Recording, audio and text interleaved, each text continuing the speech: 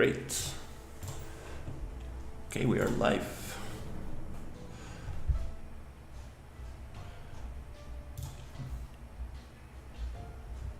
Sweet.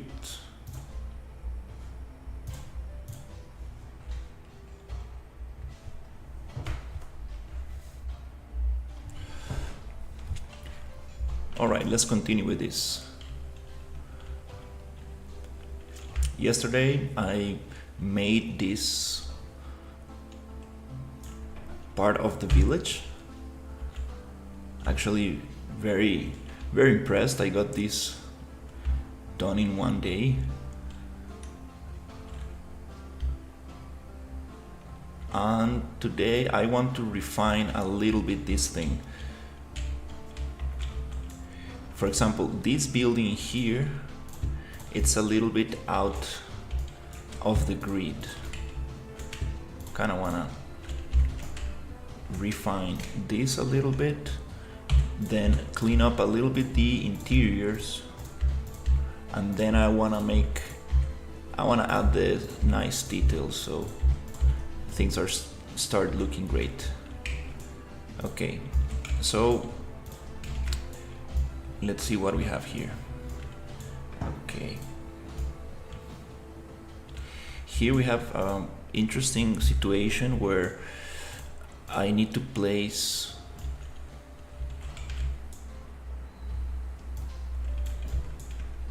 this piece outside of the grid. So I want to fix everything. All the walls, I want to fix these walls before continuing.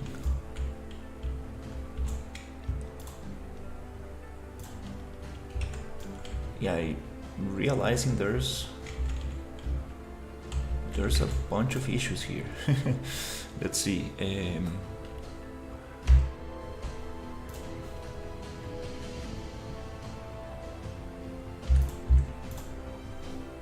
Okay, a little bit too messy.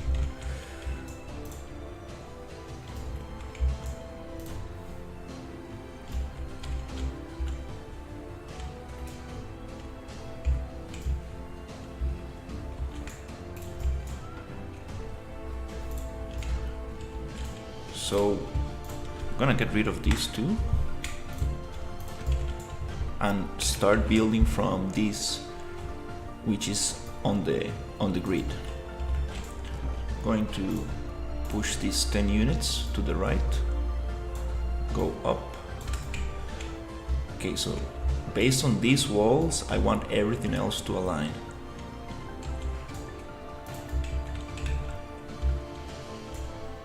Okay. Again, I'm gonna copy this location,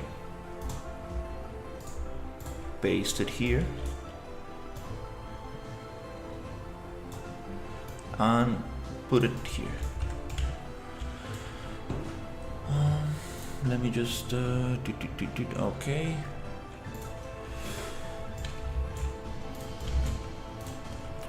Gonna copy this location, paste it here.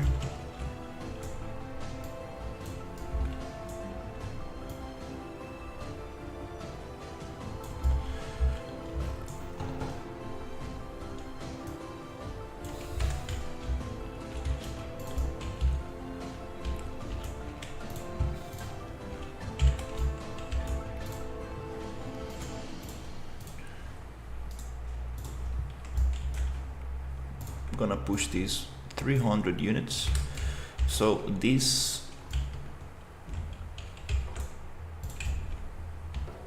wall right here doesn't really make sense. For this corner, I could use a corner piece.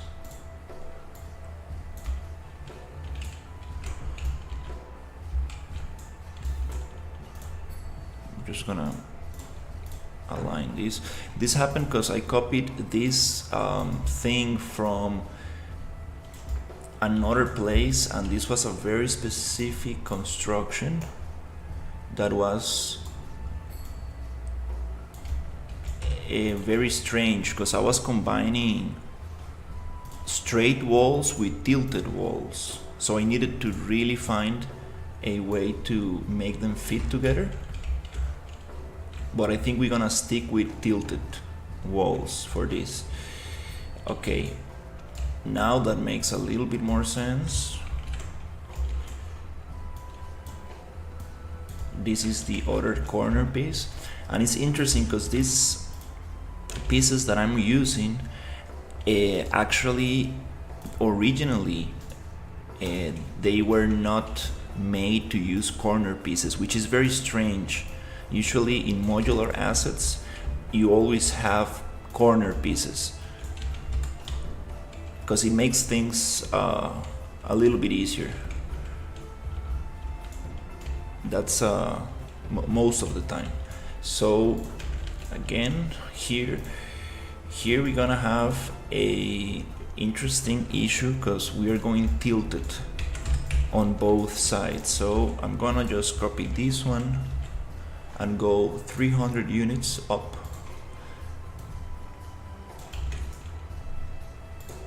Then to the left. Okay, and this one I'm going to push it here.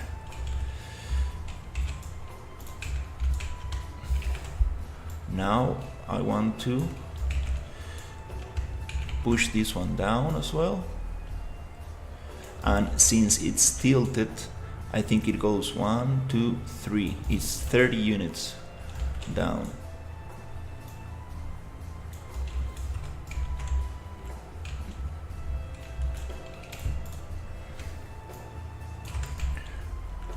Okay, now it looks a little bit nicer. We have this strange space here. Not sure, maybe we could push this to the other side or rework the landscape. I don't want to touch the landscape too much. Actually, I shouldn't be touching the landscape because I need to talk with Ryu about it before making any changes to the landscape. Since I'm working on the main level now, I don't want to do any major changes. Okay, here, this is the part where things get very interesting, because I need to connect this wall. Okay.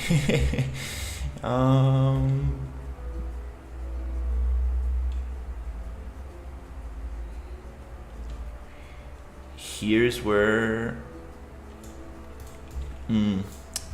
I know I'm gonna get stuck.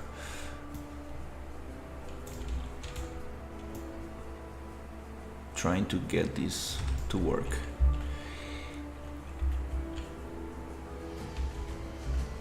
For example, here I'm just going to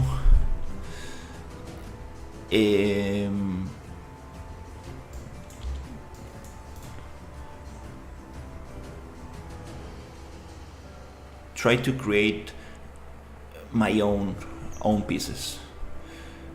The idea is to reuse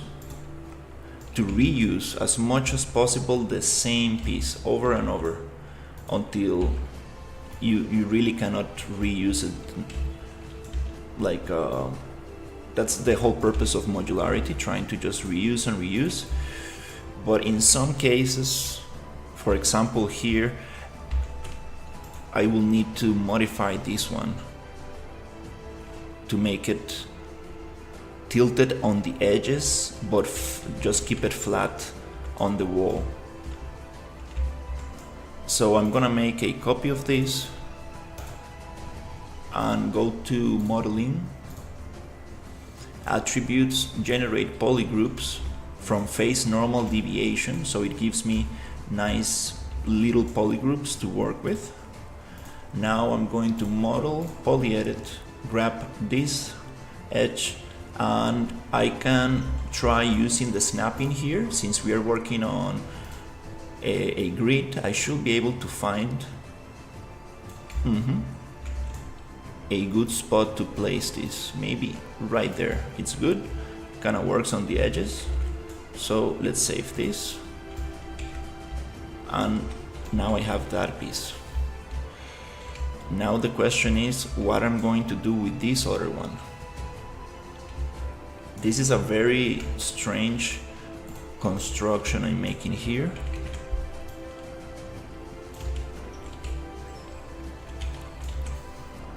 But also, the positive side of doing this is that you end up with different buildings. Instead of just everything looking super procedural and repetitive, you kind of get like a different version. Okay, so I have that there. And here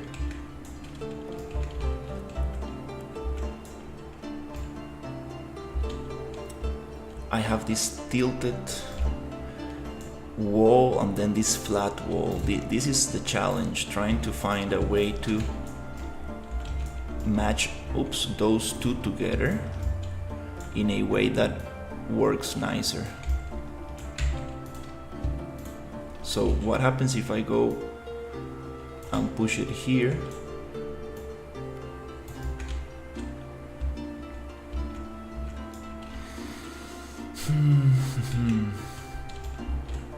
Maybe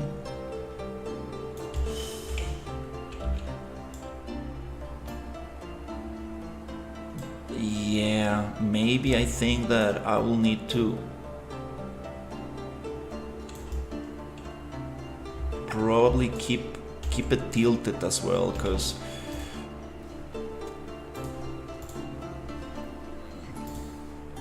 it's really hard to go from straight walls to tilted. And here I have this issue. But for now I wanna focus on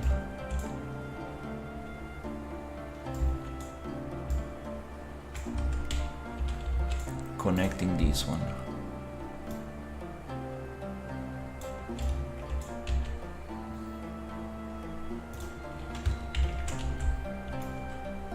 Let's see, maybe this way.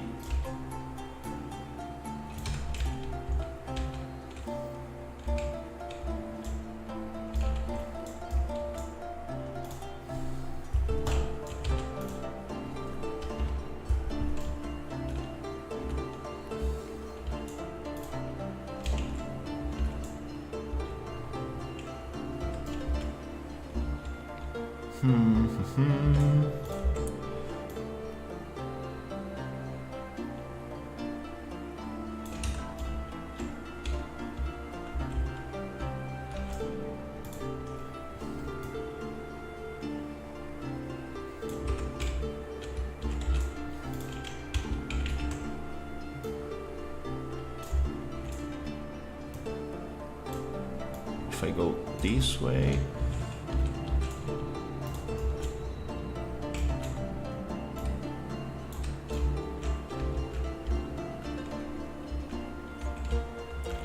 and I guess this one needs to go here.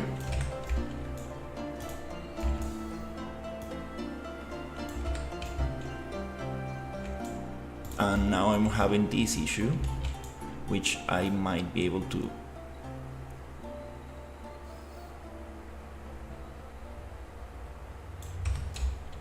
push around a little bit, which I think we don't need this wall. Okay, let's try to keep it simple. And now I end up with this empty space here, which I can just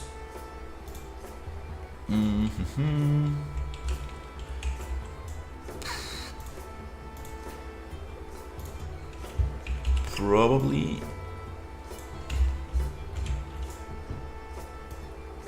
push this one here.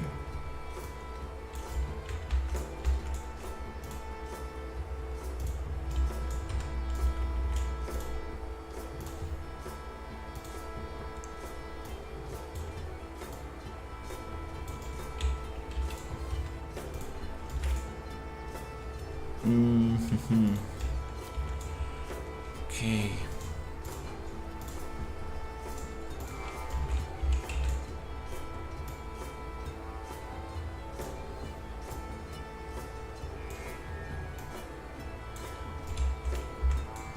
Is it 5 units that I need to move? Let's see.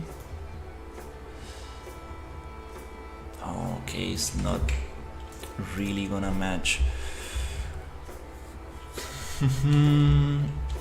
Yeah, well,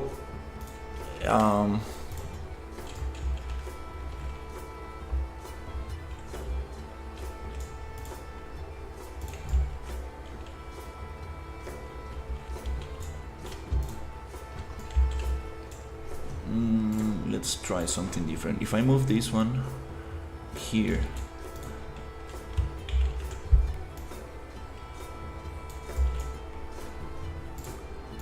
and push this one here,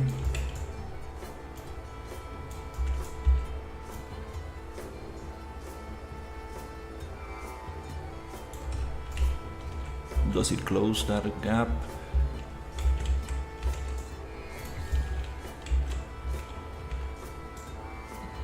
I would like to keep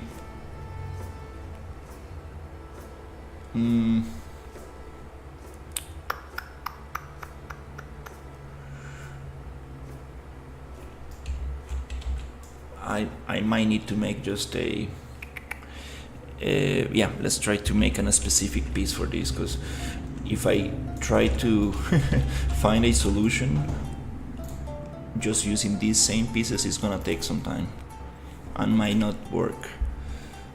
So just to save time a little bit,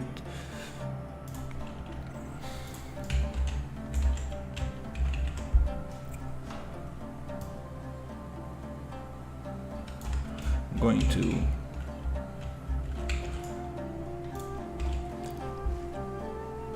make a specific piece for this. The door, I would really like it to be on the floor. Is that 5 units? Oh, since it's tilted, it's just very hard for this to actually align.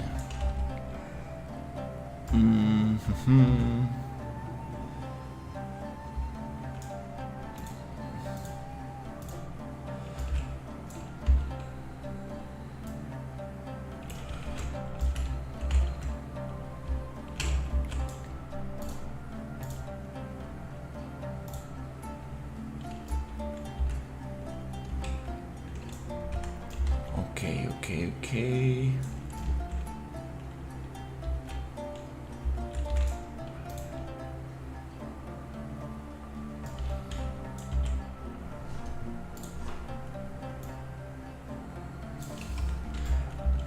Yeah, that's totally off grid. Yeah, I guess I will just make just a very unique piece here to cover these gaps.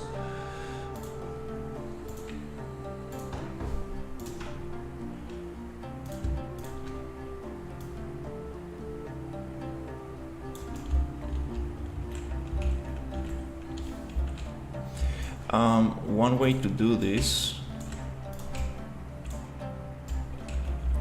do this might be just,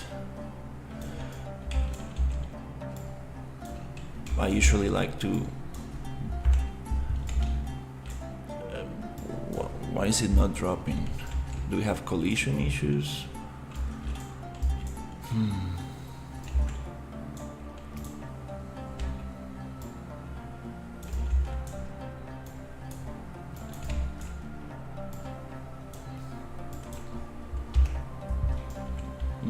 There might be some collisions.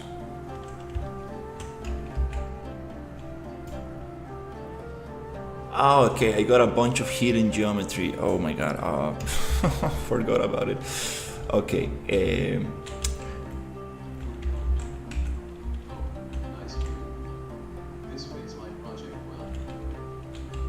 This is actually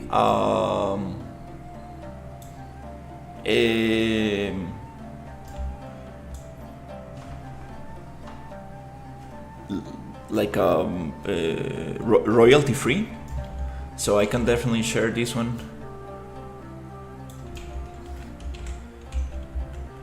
So, okay, let's say I just want to push it here. How is it going, audio?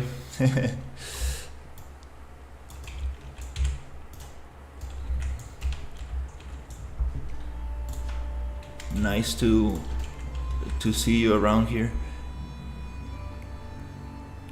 So I want to extrude this so it touches that part, and then I would like to basically delete this one.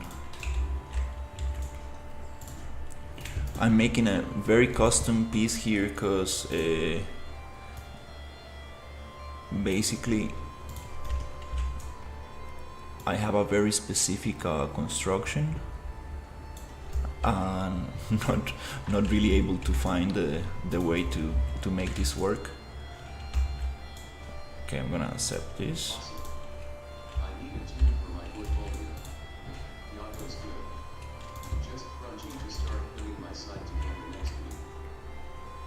Oh, nice. Good to see you too.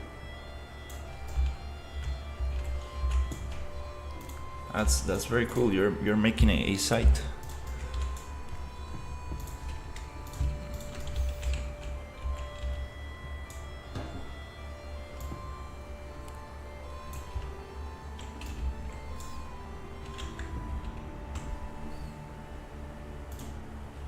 Okay, let's see.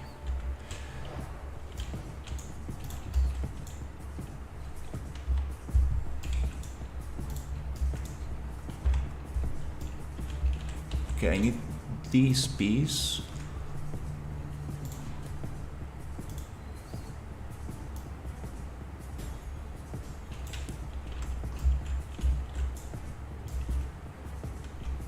Super basic.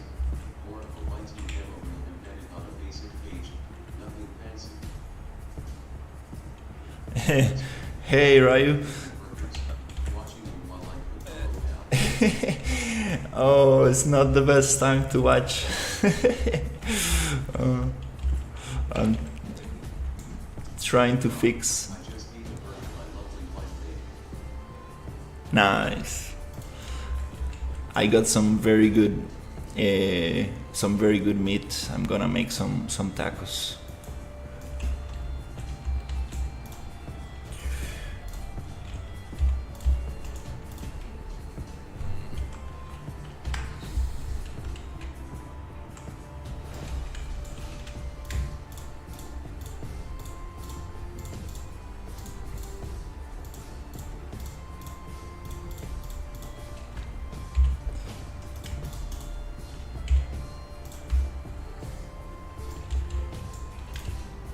Trying to clean up and polish a little bit this area.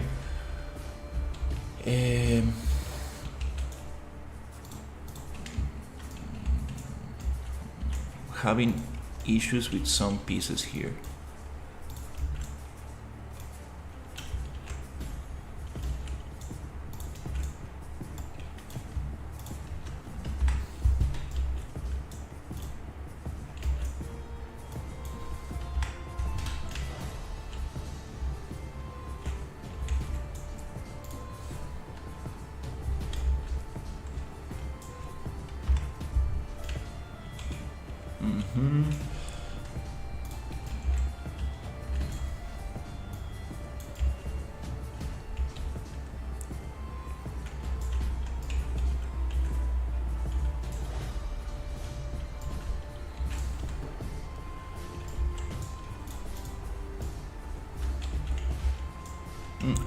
I should be able to probably just push this one down.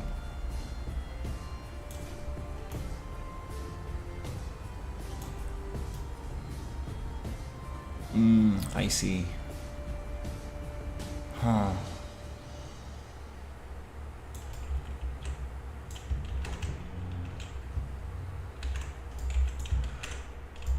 This is a way different.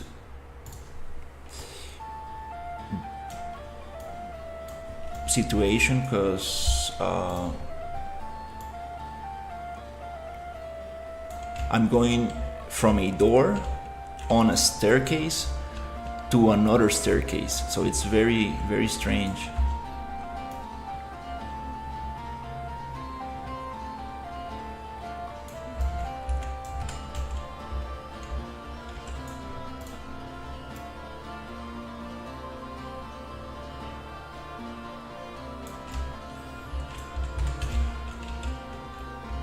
Well, that's a little better.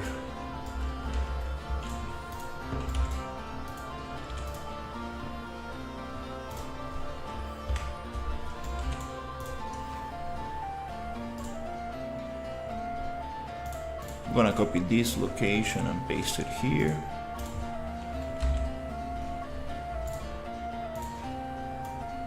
Oh, okay.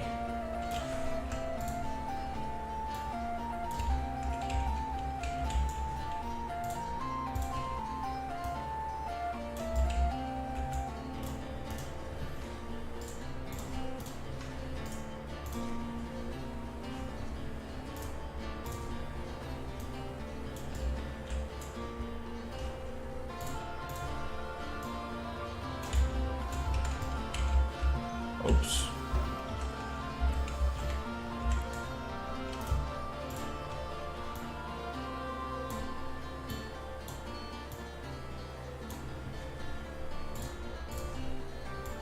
I think there are a couple of units off.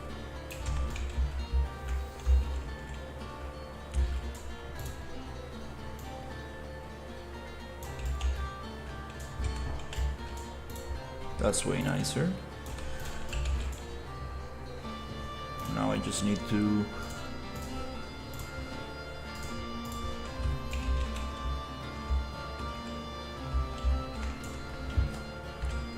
unhide all the other stuff.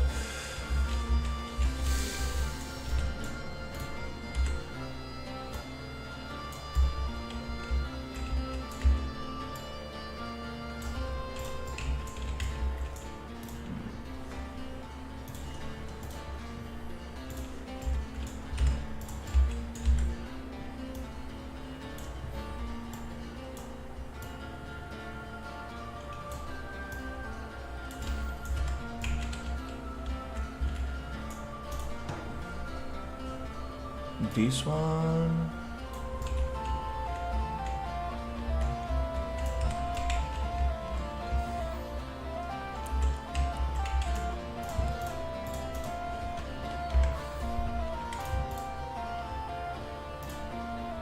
Yeah, for the roof, I think I'm just going to make one piece because this is a very specific shape. It really does not match.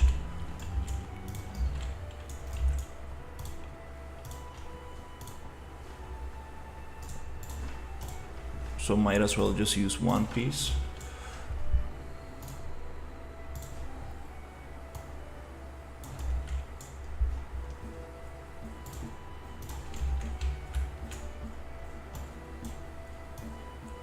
Nice. Something like this.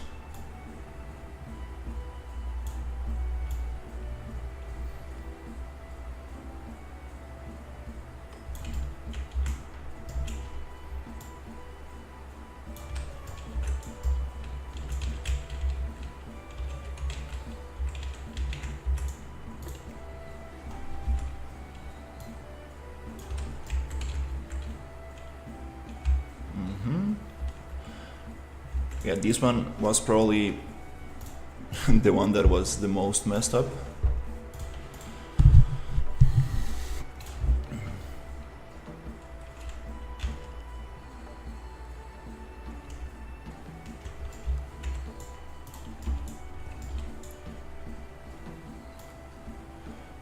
Let's see.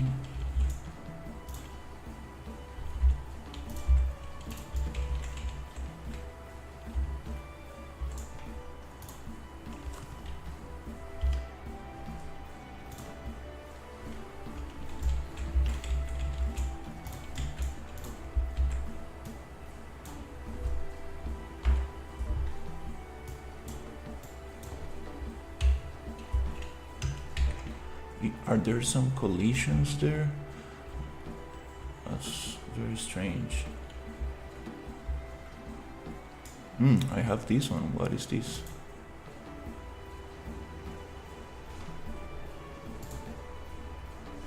Okay.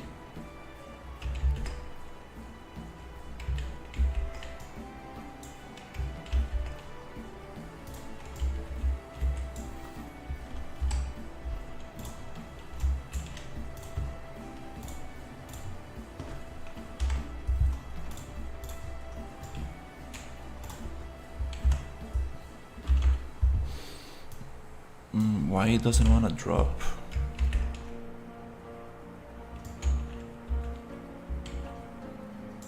There's nothing in the way.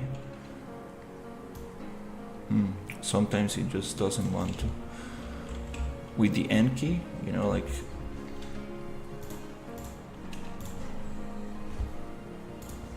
you can drop assets to the floor.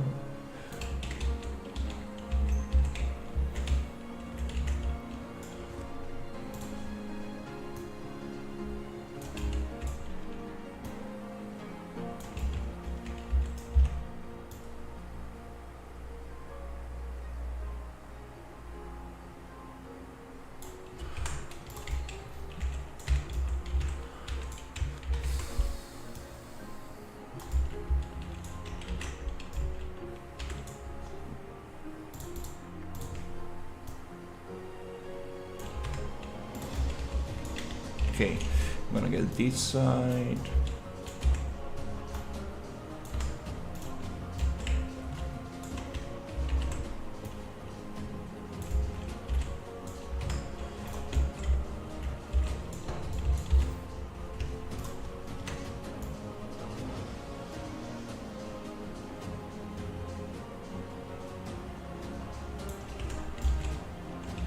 Okay, that's a little nicer.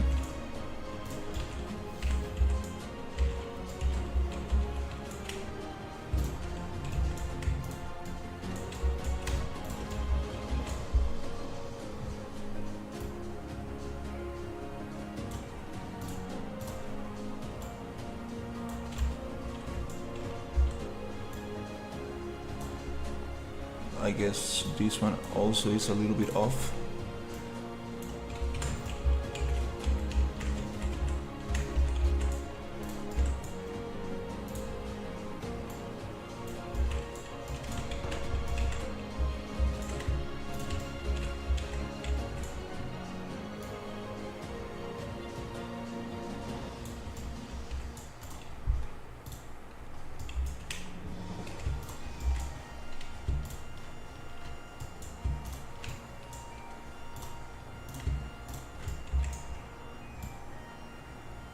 Okay.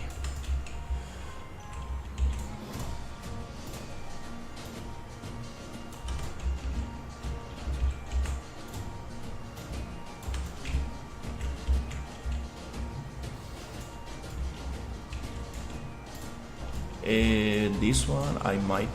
Sounds good. Glad to hear it.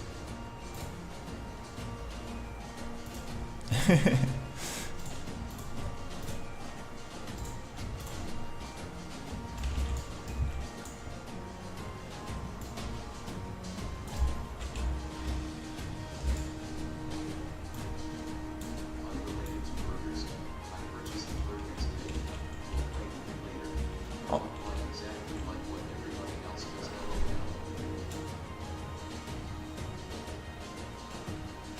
Just parameters. Damn it.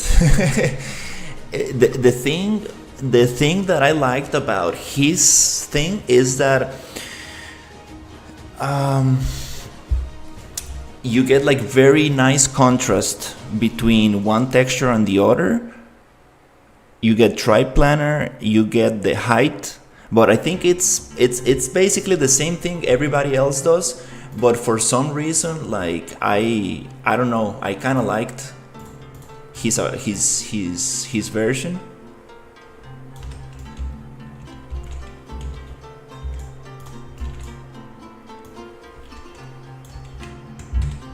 The only issue,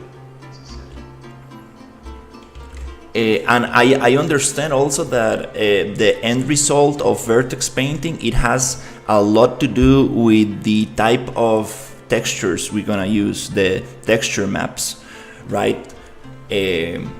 So it will really, The associated parameters that let you control contrast, which is cool. yeah, the contrast node, it's important. I've seen everybody using that, and the height, it comes from the map, the texture map. The only issue with his material is that it only allows for 2 materials to be blended, which I think is good enough, right? We might not even need three materials. We can always add decals. I'm not sure about decals. We need to see. But I think that with 2 materials, we can definitely do most of it. Also, I have the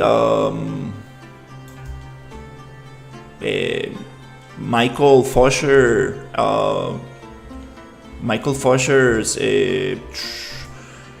triplanar. There's a material layer. We can use as many as we like.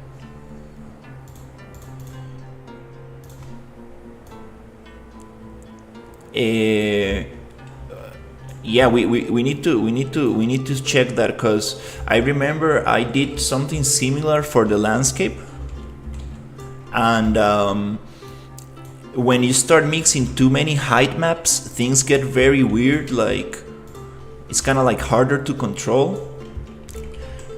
But again, like for what we are doing, I think like 2 or 3 materials, it will get the job done. Okay, nice. We got this cleaned up a little bit because it was a little bit off. Oh, I still have it off. Let's see.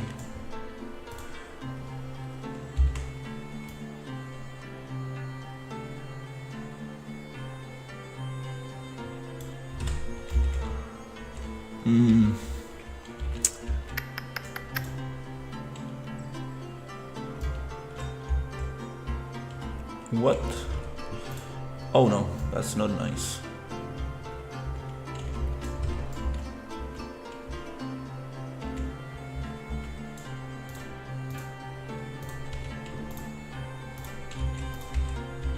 Yeah, these tilted walls are definitely a challenge.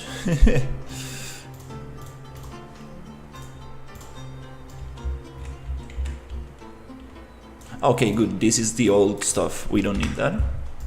I was like, what? And is this the old stuff? Let's see. Yeah, that's the old stuff. Okay, whew.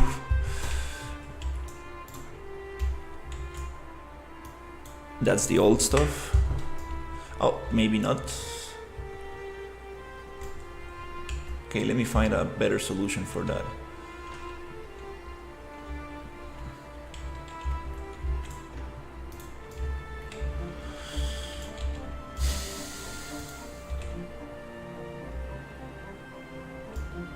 Yeah, this is a very specific piece. I'm not gonna like sweat it too much.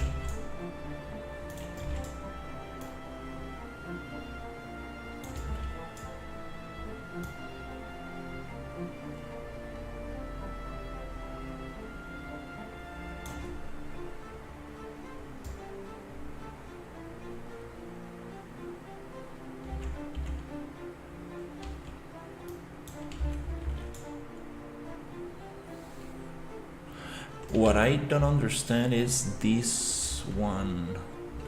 Is that flat? Ah, okay, that one is flat.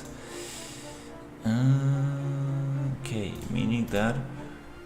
Oh, I'm missing this one. I think that if I just push this one to this point,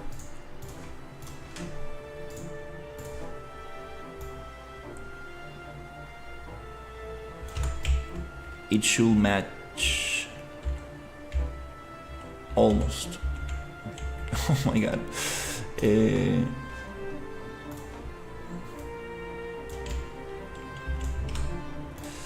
Okay, yeah. Anyways, that's good enough.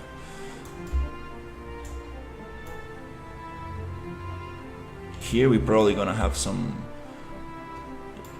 This might be closed. Anyways. Okay, cool.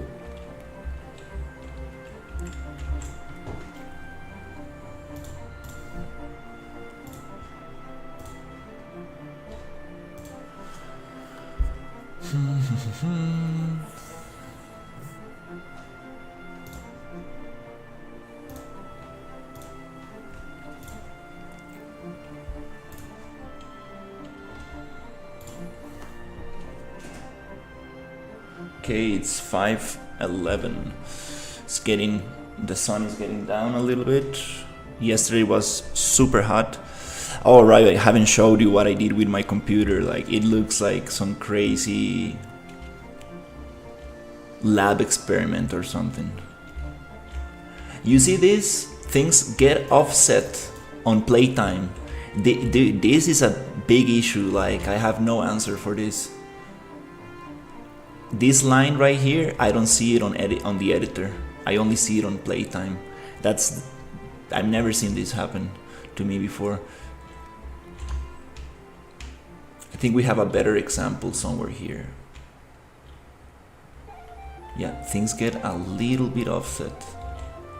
That's super strange.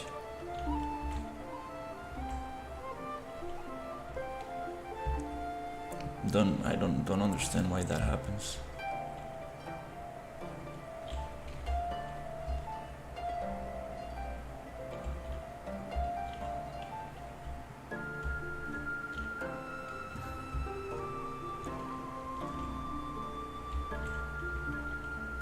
And this is a little bit. Yesterday we had like a super big gap, but I do see it happening. Like, it's like 1 point.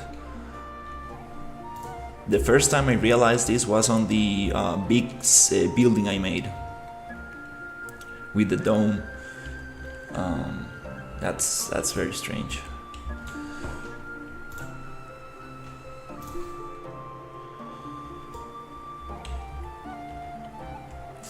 Okay, I kind of wanna break down the shapes a little bit. We have like these very long diagonal lines, and I would like to break it a little bit. Wanna see what could happen.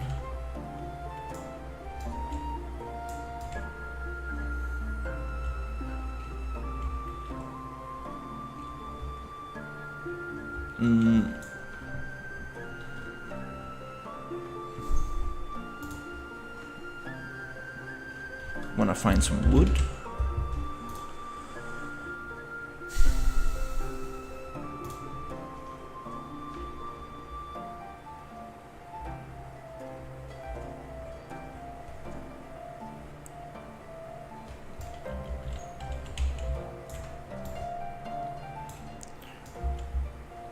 Oh crap, okay.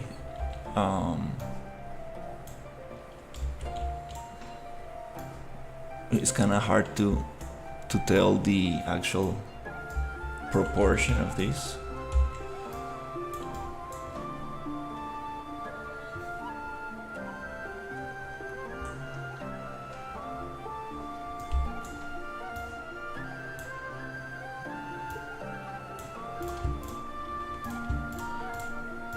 Maybe let's go with this one. What happens if I start adding a little bit of wood?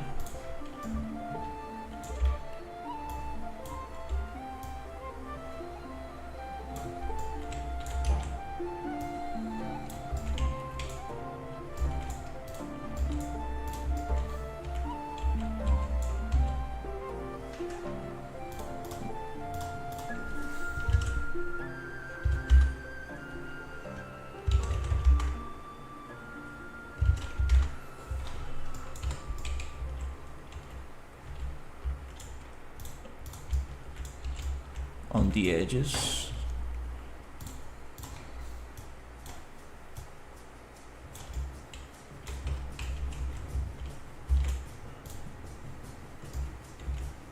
we do have some issues. Things that you need to compile the UE project. So I don't have Visual Studio and stuff, so it was very late and I didn't do it. But I looked at the video and they have 2 PCG graphs that might be very interesting for us. They have a dungeon PCG graph and a building interior PCG graph. This might help us, maybe not with this area, but like with this for the main city. I think it could be very helpful. But I was thinking, like, I think it will be super cool.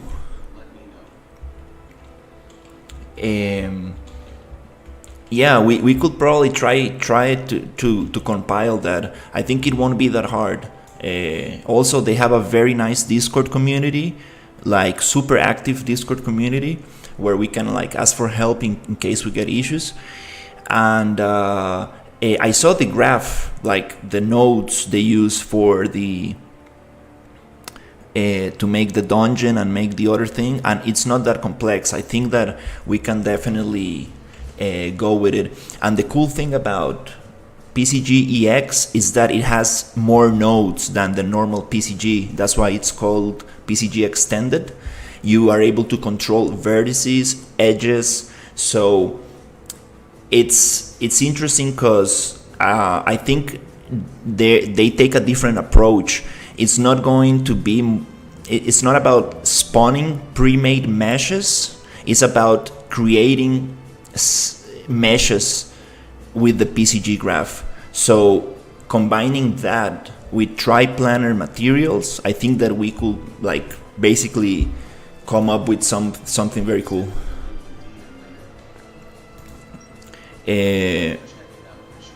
Yeah, it's the Procedural Minds video that you shared. So I was trying to get a little bit deeper into it.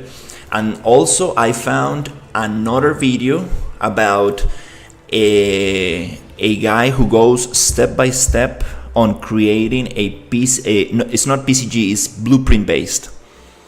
It is a procedural dungeon generator that generates a dungeon on playtime. So basically every time you hit play on the editor, it will generate a dungeon. So this is just an idea I had, but like imagine having like a mode after you defeat the game, like, and maybe you can like go to a specific island, which is another level, and then you can like do an infinite dungeon, kind of like just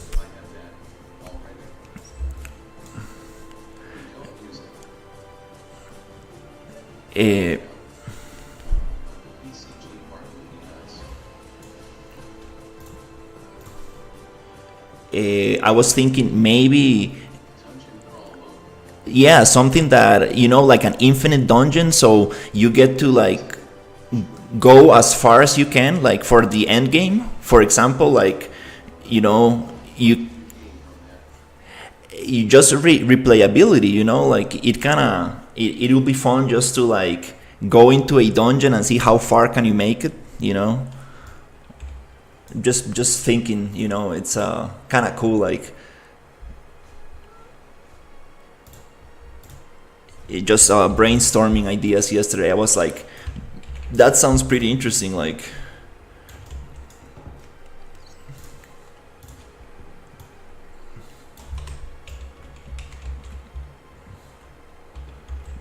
because we could make some more replayability, you know, like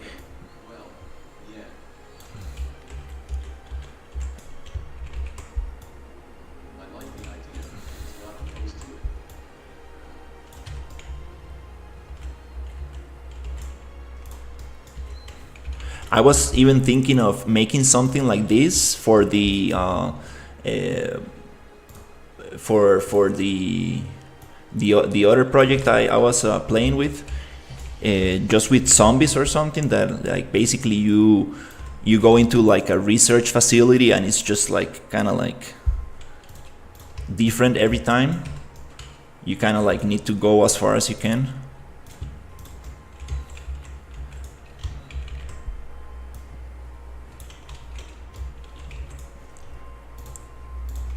And it's kind of cool because you do need to create each specific module, so you end up having like a lot of control over each module. So we can like, you know, make it very cool, and I think that you can also set spawners and stuff. So it's not like infinite, like, but it will be different every time.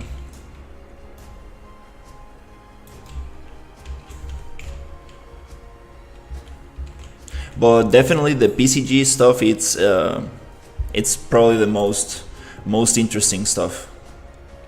I think that's probably the most.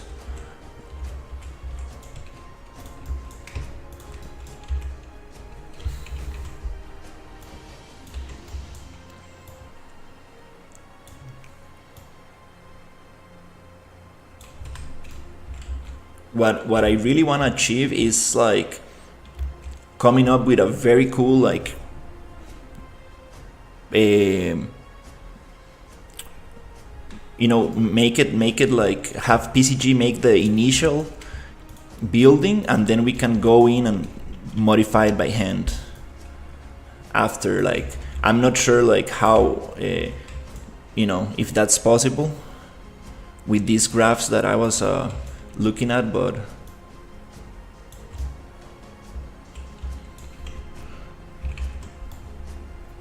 very, very interesting stuff.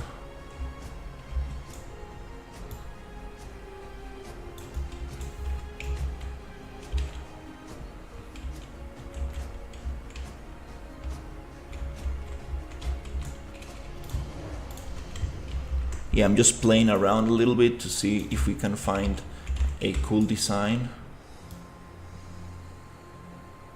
to break down a little bit these shapes.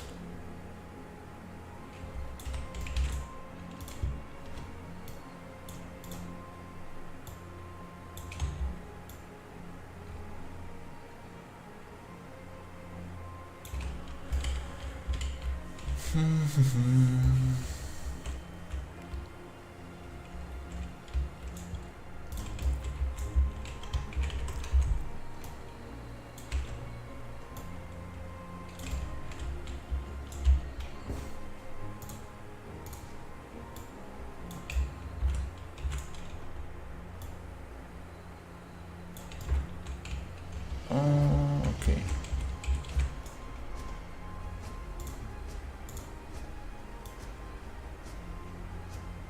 Oof, I need to open the door, it's too hot.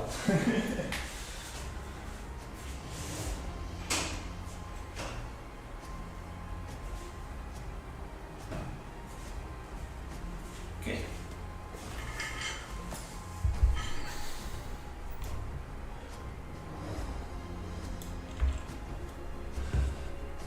Yeah, today I was supposed to do some stuff, but I woke up too late, so I moved that for tomorrow.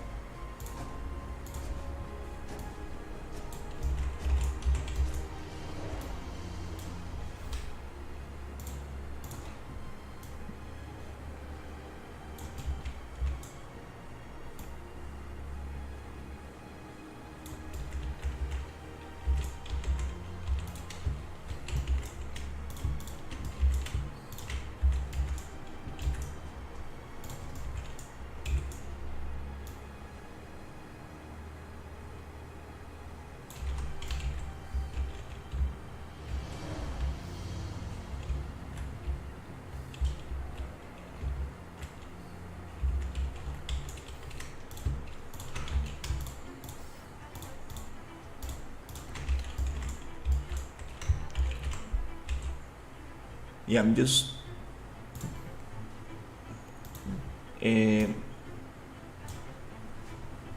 trying to see how this could look.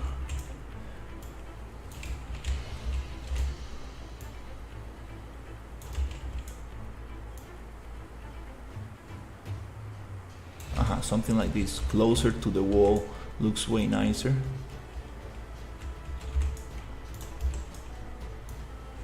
I'm not gonna like go over all the building. I kind of want to just make a little proof of concept here to see the details that we could add to this.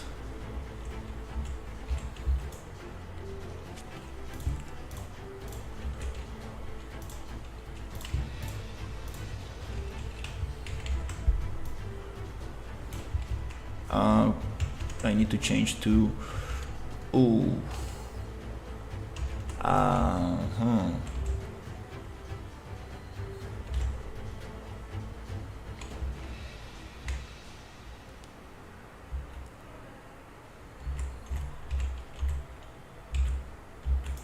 okay.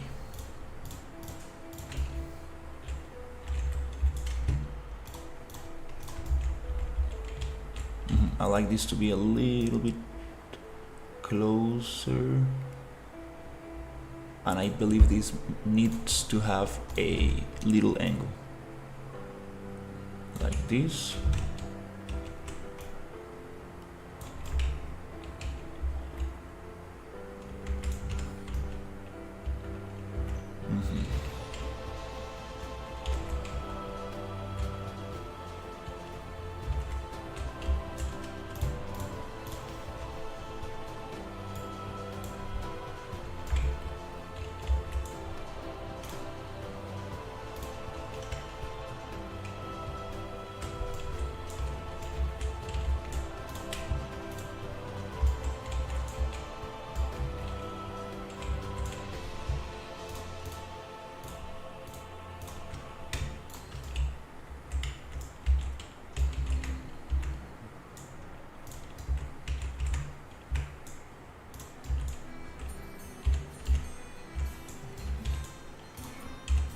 This one could probably go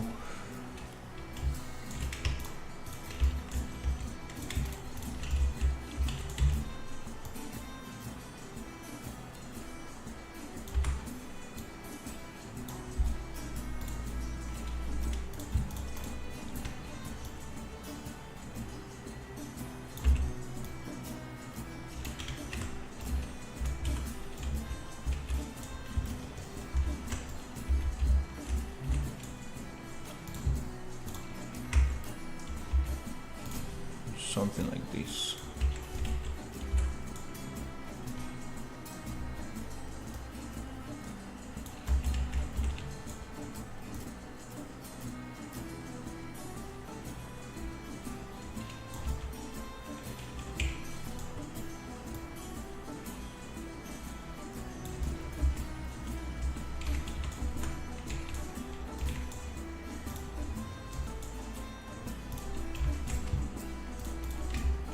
Yeah, probably, yeah, I'm not gonna worry too much about those little details.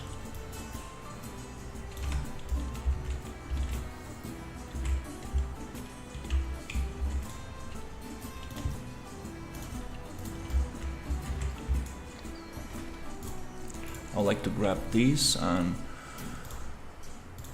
merge this, and then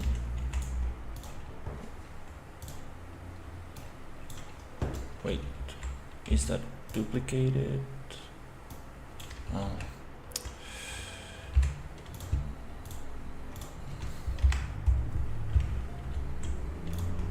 And change this pivot point to this.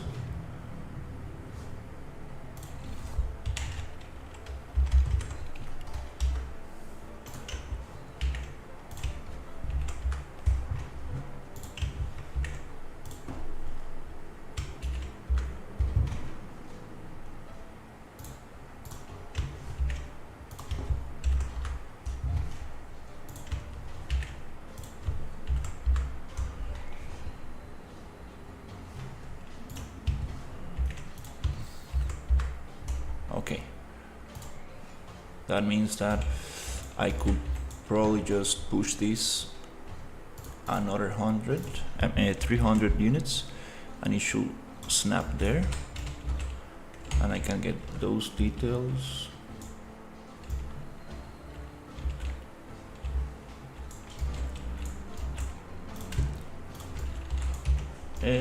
Let's see, I think this might look nicer if I push it a little bit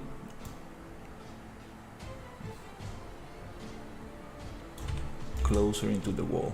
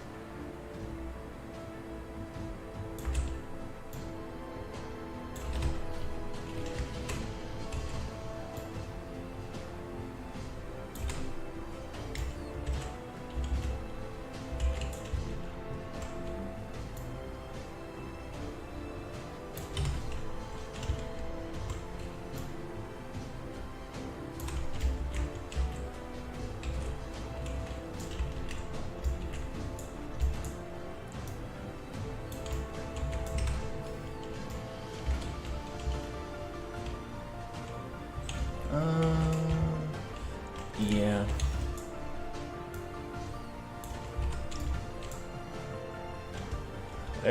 Yeah, probably this thing will be just mirrored, and it will be might be just way easier. I'm gonna leave it there.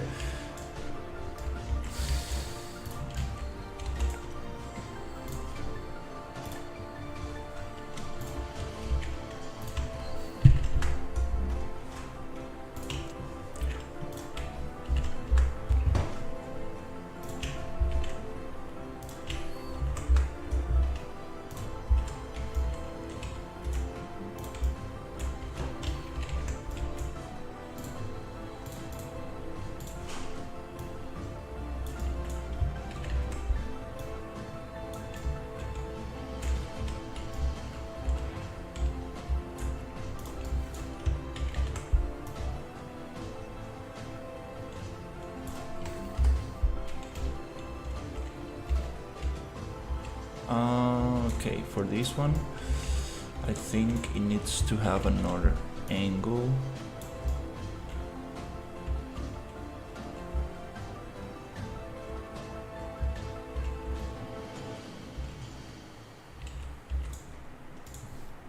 Maybe transform on Y or X.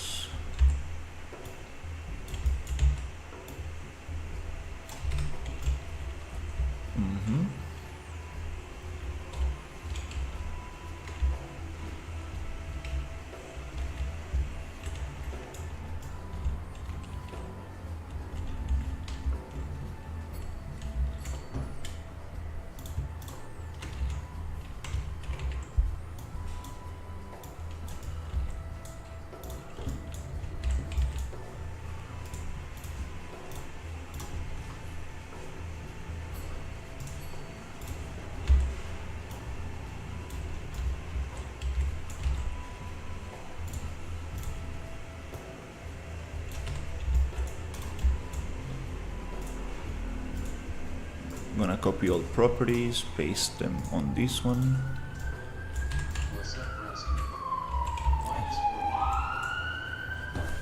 Hey, what's up? I usually stream on horizontal and vertical, so you can choose if you want to go into vertical or horizontal. It's I do this because I get a lot of traffic from the vertical streams. I know it's a little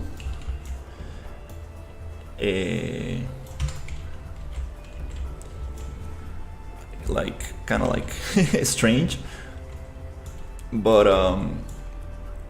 if you want to see like the whole screen, like what I'm doing on the editor and stuff, you can go to my YouTube channel and you will see one that is horizontal and the other is vertical. The vertical stream has the word vertical at the end.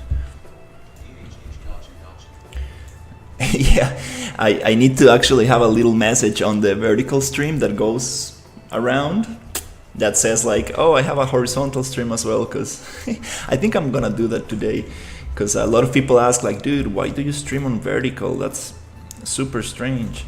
I would like to see like the menus and everything, like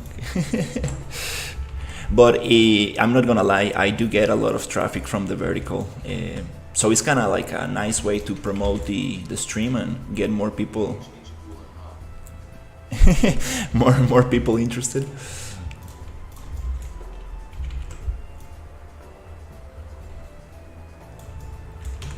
The only issue is that sometimes you get the chat broken into two.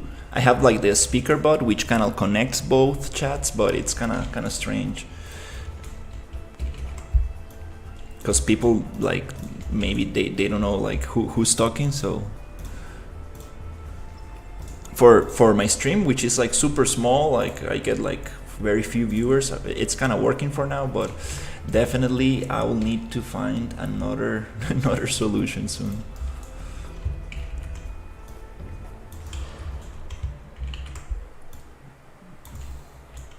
Yeah, right now I'm just trying to come up with something interesting for these buildings. I want to see. I'm just experimenting a little bit. Oh, this one could go here.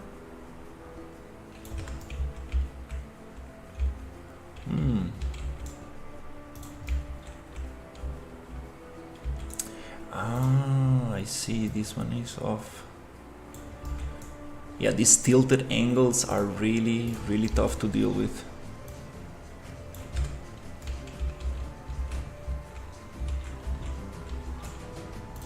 It will definitely require some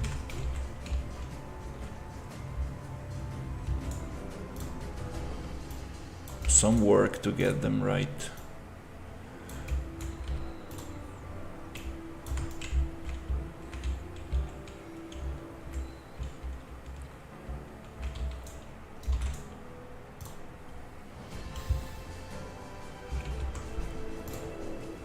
Again, I'm getting like something very repetitive and boring. I need to find more variation for this.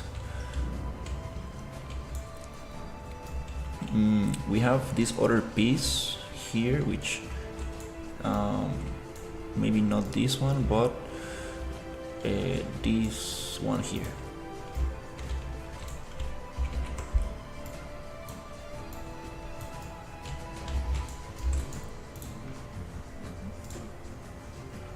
Let's see if I can copy all properties from this and paste them on this.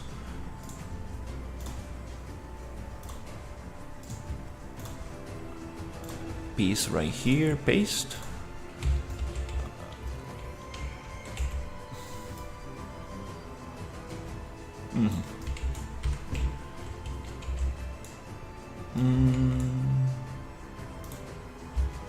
That's strange. Okay. Copy, paste. Okay, maybe it's the other way around. There you go.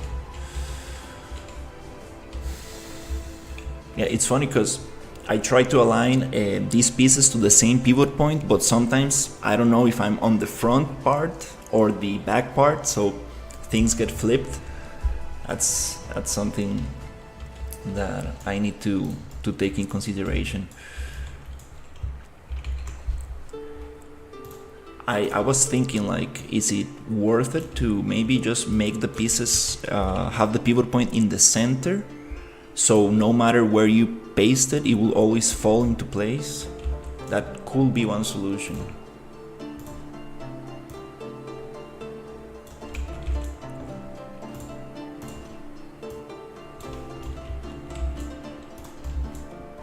This one, for example, is flipped, so if I copy all properties and paste here, okay, that one actually matches.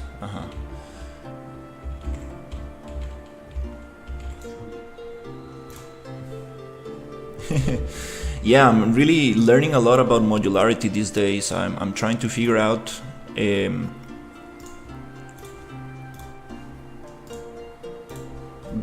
best way to make modular assets. So we can like use them with PCG and see if we can start generating stuff. I think that would be very cool.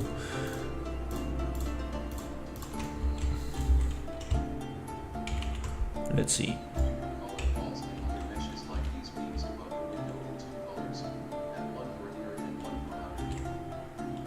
Yeah, that's super nice. That's a super great idea.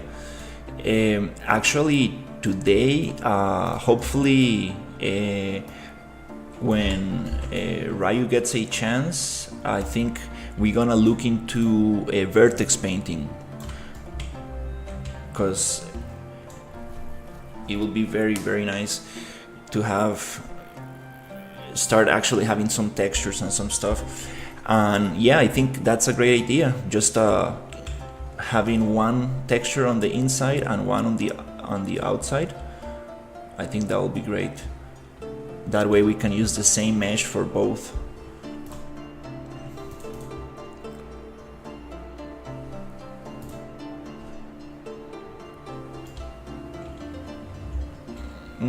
I think I need more variation for the windows.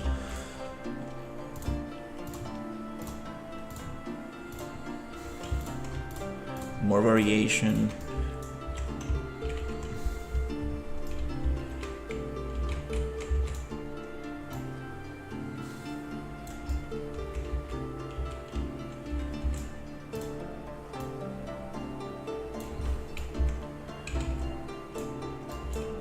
This one goes a little lower.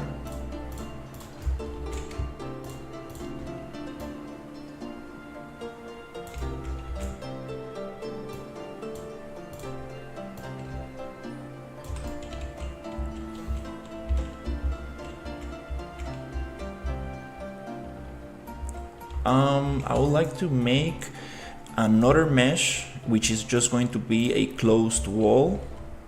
Maybe we can still keep those here. And more variations for these things. Like, we might even be able to probably combine those two and have like something like this.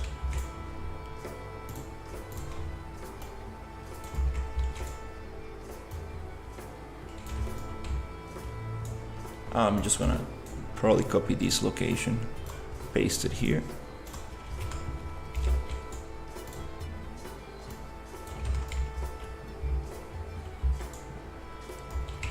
Then we probably don't need to have them everywhere. We probably could get rid of some of them. Just that starts kind of like adding some differences.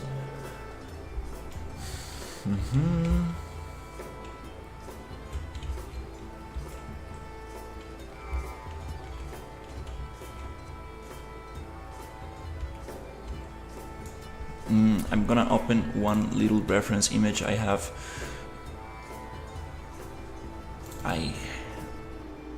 think I have, yeah, right here. Just to see how they play with the wood pieces. Somewhere here, loop.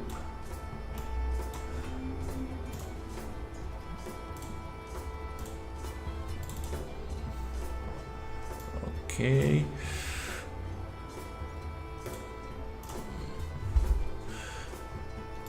So,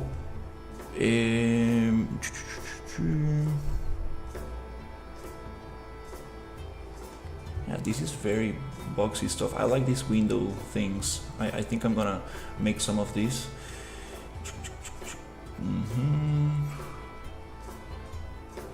They do use some diagonal pieces. I'm not sure about diagonal. It could add some variation. Let's see. Okay, maybe I can put it here.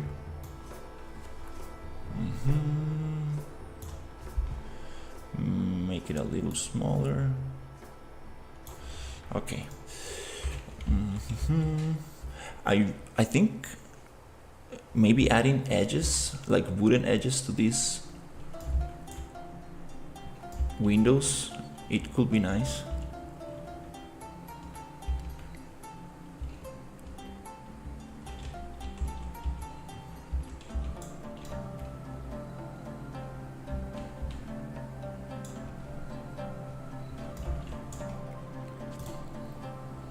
It might be nice to have like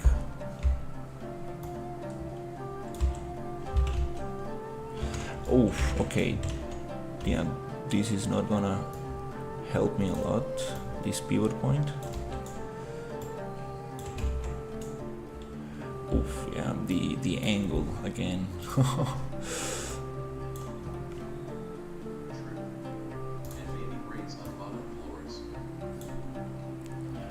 Great. Yeah, that could be very nice. Yeah, that could be very cool. I have two window. Oh, actually, yeah, you're right. I see what you're talking about. Let's do that actually. That's one little detail I didn't actually look at. They do have this kind of like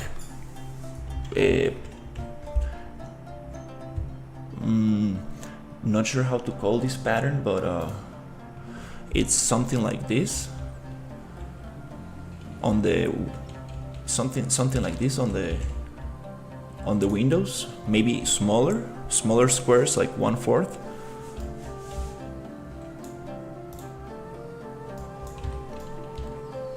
Okay, so that could be very cool. Whoa, where is it? Getting lost in my own map. Yeah, this detail is kind of cool.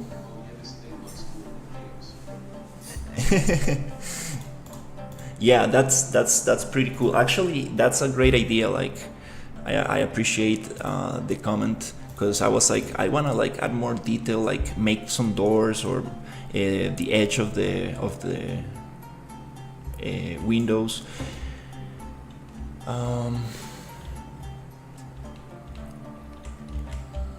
Because this is what we got for now. Like, this is kind of like the level of detail that things are at this moment. So I think it's time to like push this a little bit more and see where can we take this.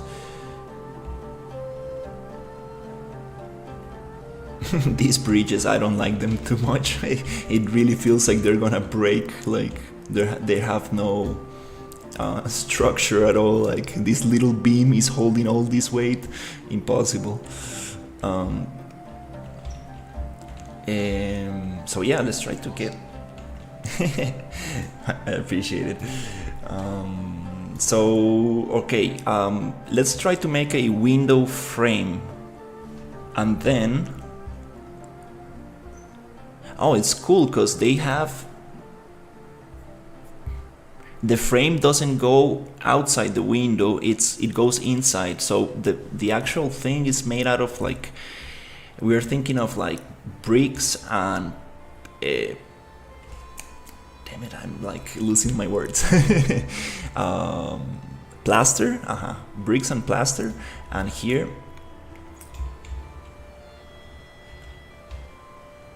it looks crooked from some camera angles.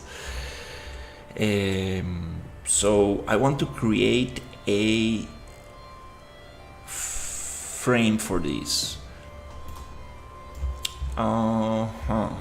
Let me see if I can think about this. Let's just duplicate this piece, push it like here. Then I'm gonna go Ctrl B to browse, Ctrl D to duplicate. I'm going to change the material, the static mesh, so I don't modify the original one. And I want to add some wood material, which I will grab from here and I will paste it here on the material slot. Now I would like to go to modeling, model, poly edit, and just get rid of everything that is not the thing. Selecting the faces like this and like this, and I think that we got the frame. Now this thing, I would like to extrude this thing, so I'm going to poly edit and select all the faces, and I'm going to go face extrude, but I want to extrude this from direction mode, triangle normals even. So that will give me the ability to do this, I guess. There you go. Maybe something like, maybe like this. Okay, not bad. Then it allows me to extrude on object orientation up. Nope, I want to do this the whole thing, so let's just accept. And okay, let me copy this position, paste it back. So now we have this thing, but I don't want it to end on the edge. It could actually look cool. I'm gonna go to Xform, edit pivot, center, and that's not gonna give me that angle, which I believe it is 5 degrees. I believe it's 5 degrees.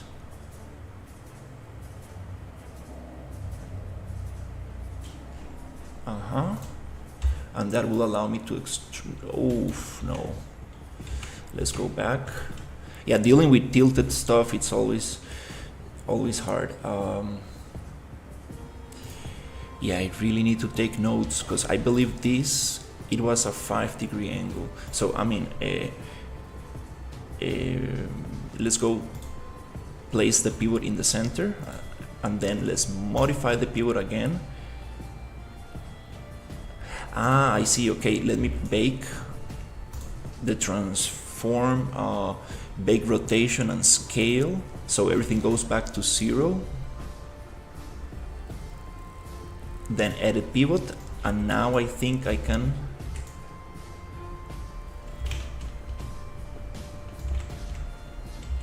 now the pivot is back on world. So I think it's 45 to one side and 5 degrees up.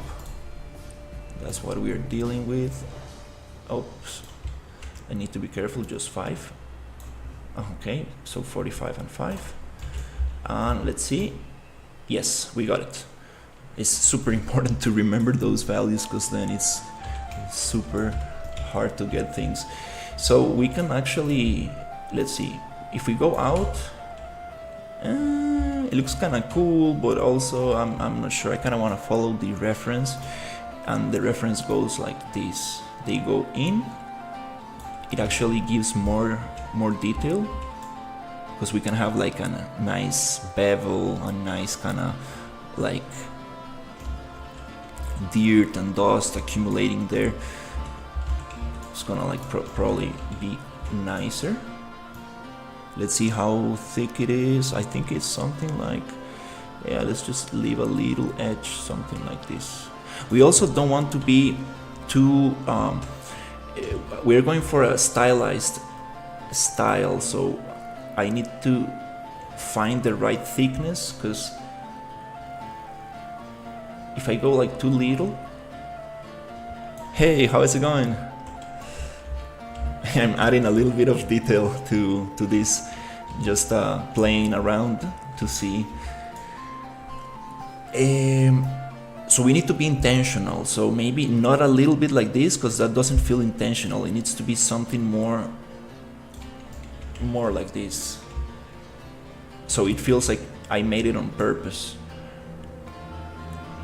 For example, this piece of wood, I think we can push it out a little bit more.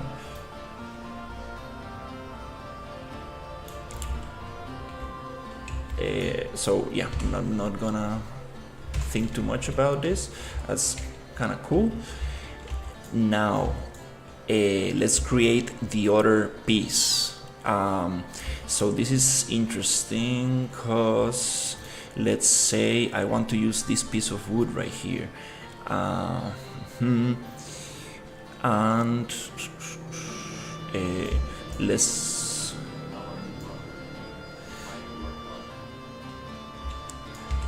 hey, I'm doing very good, thankfully. Just having fun with the project. Sun is coming down. It's already 6 p.m. We are getting very hot weather these days here in Costa Rica.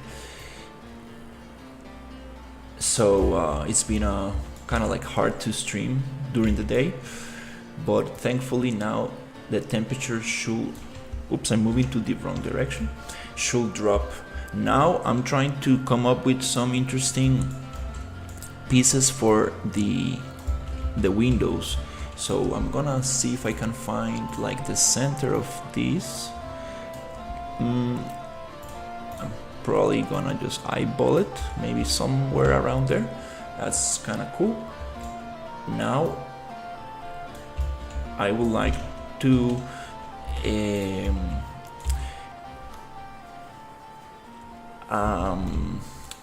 here we got some woodchuck berry. How is it going, Sherry? I'm dealing with wood right now. Perfect.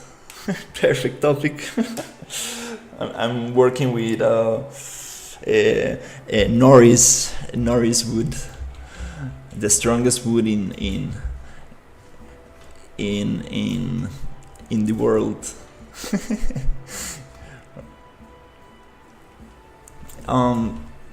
So let's think about this. Now I'm gonna go every 10 units, duplicate this and go like this. Maybe 5 units and go like this. I think that's kind of cool. Jesus. Yeah, this is probably the first music I used for my streams. Why is it not?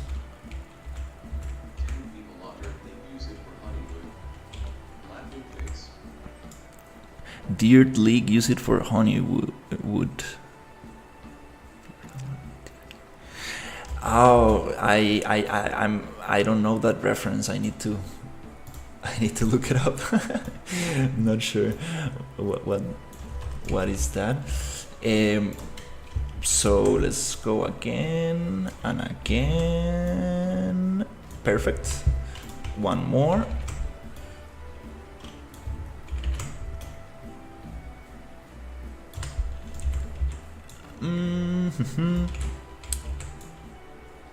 It cuts the window somewhere there.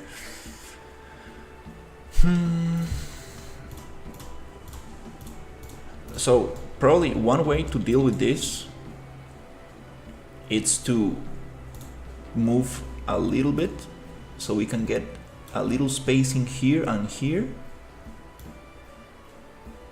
And I believe this might be too thick. I think we could probably make this a little bit thinner.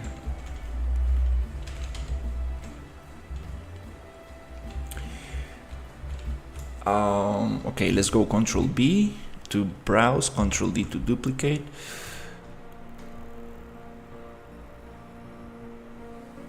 And change the static mesh for all of them so we don't modify the original. And now what happens if I come here and make it like, okay, it goes like that.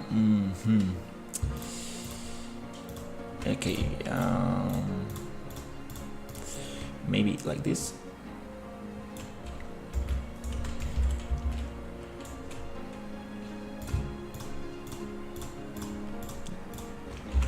And then maybe I can snap this to 5.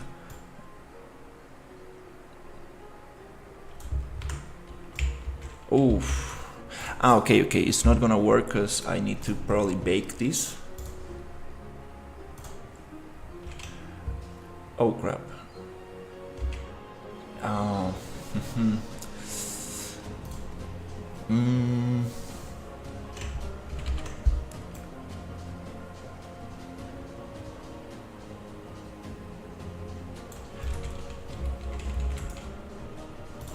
Why am I not getting the same distance that I'm getting in the other one?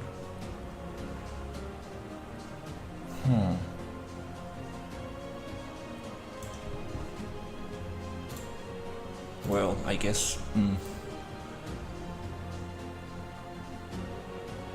I'll need to just eyeball it.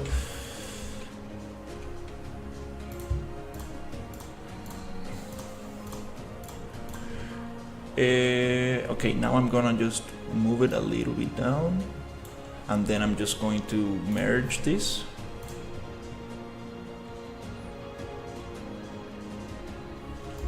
Then I'm going to edit pivot to the center.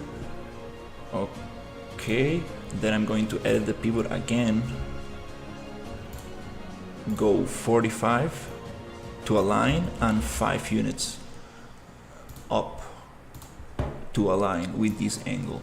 Oh no, that was 10. Let's just write it here. It is 5. Okay, now I should be able to just mirror this. Model mirror, shift to center, and let's just find the right orientation for this.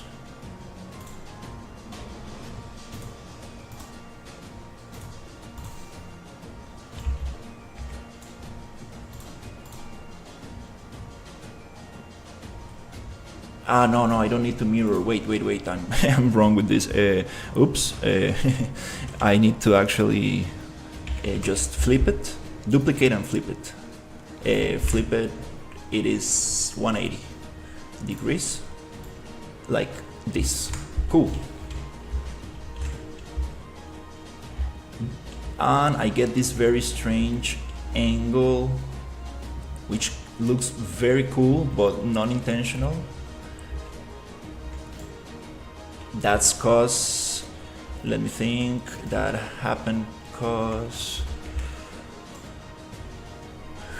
we are working on a tilted surface. So if I just go like this, I think that I need to go 5 units on rotation, and then it's aligned.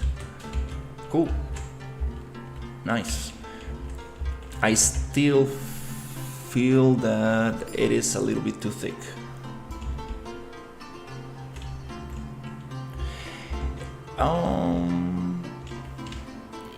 If I make it thinner, it might get too noisy. We don't want things to be too noisy.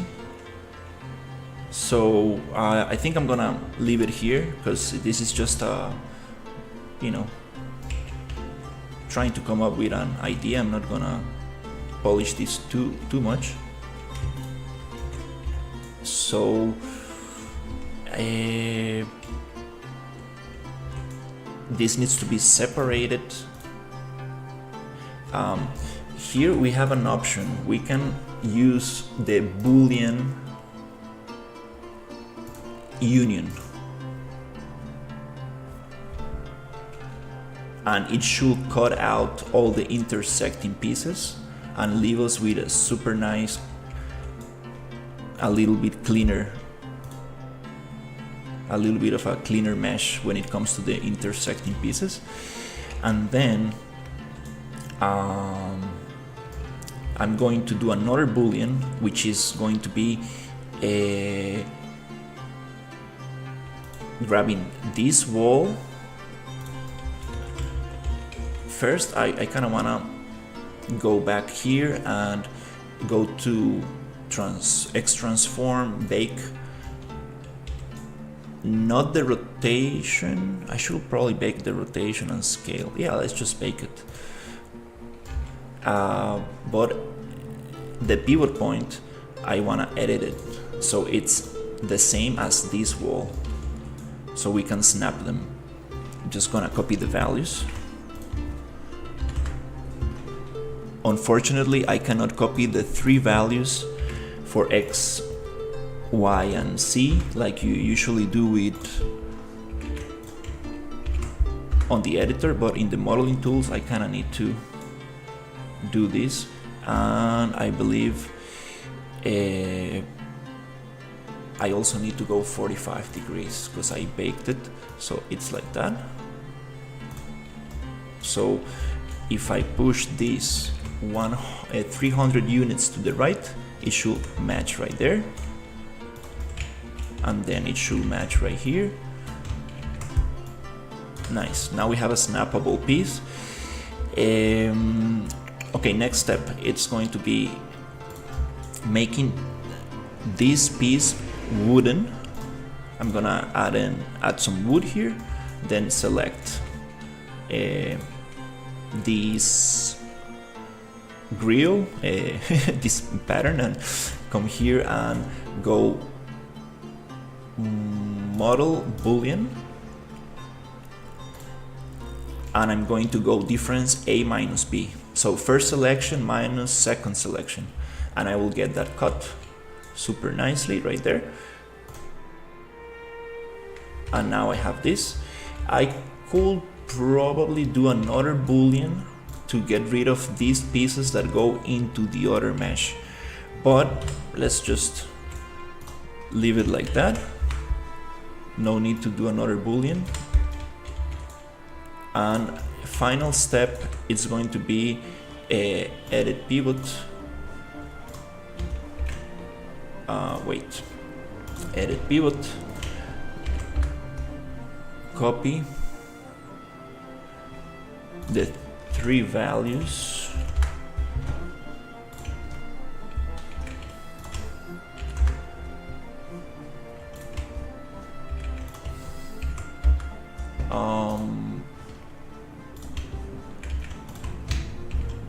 make sure that the pivot point actually goes to the right place, and I think just double checking this one. Okay, great. And let's give it that 45-degree angle. Nice. So this now should be able to snap nicely to this one. Loop. Right there and right there. Okay, that's very cool. Okay, now we have that variation there. So let's copy this one and try to snap it here. This wall is flipped, so just need to push it 300 units, which is the grid that we are using. Here again I'm a little bit out of the grid, so let's go to 50 units and it should snap there. maybe not. This wall, I made, okay. This wall is actually scaled, so we have an issue here. I'm just gonna push it.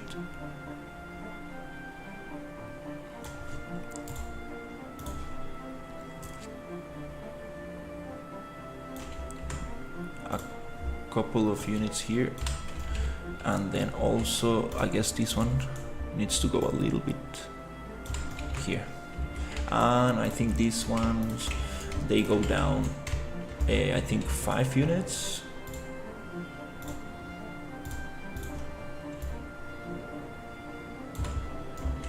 Something like that.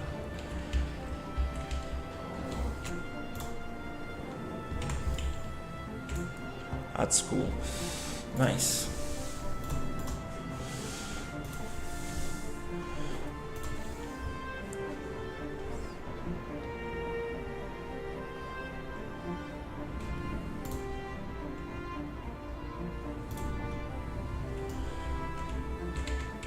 Okay, here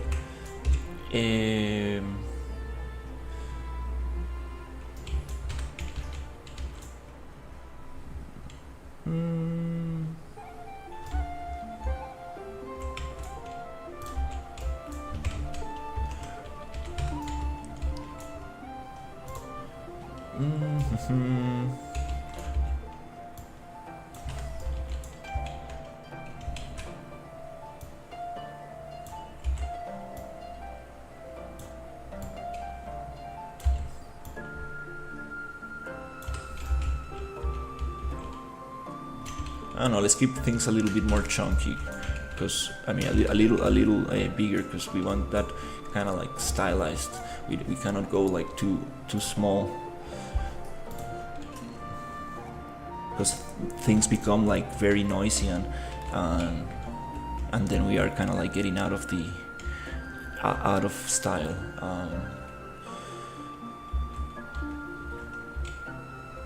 Okay, well.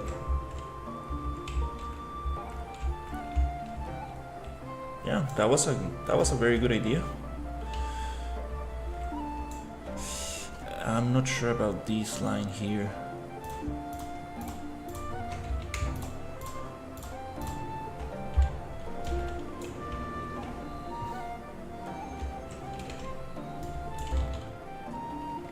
Should we make it a little smaller?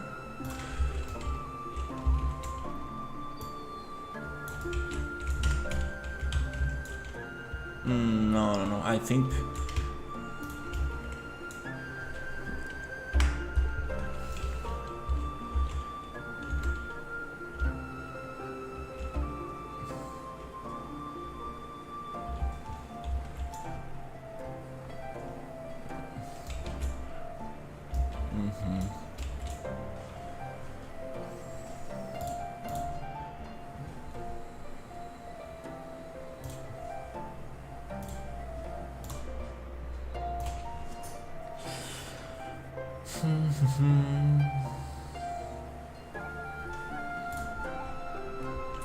this could be thicker.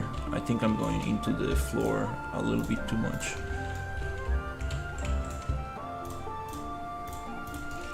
I could probably push this one. Is it? I think I need to add that little 5-degree angle. Wait, 5 degrees right there. And go up.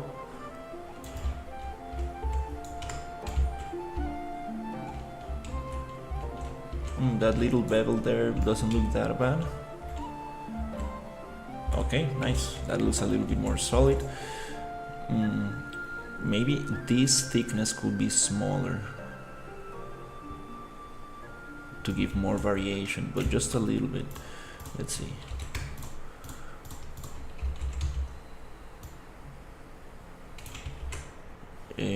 This is, yeah, let's say 0.4. Yeah, just 1 point to give that difference.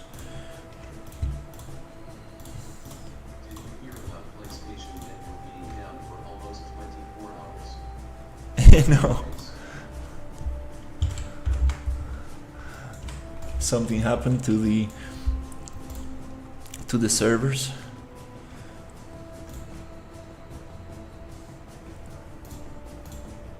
Okay, cool. Yeah, I like this.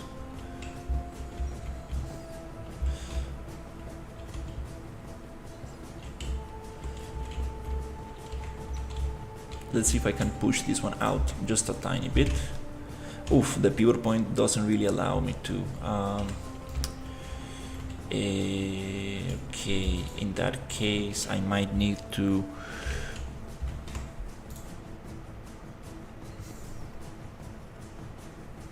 change it here. Go to modeling, edit pivot. Let's go reset. Many servers were blocked. But the root for most internet providers to the Sony servers were stuck with who knows what. Laughing face.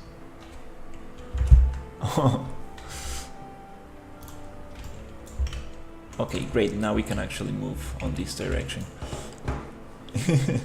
Yeah, definitely it's hard to keep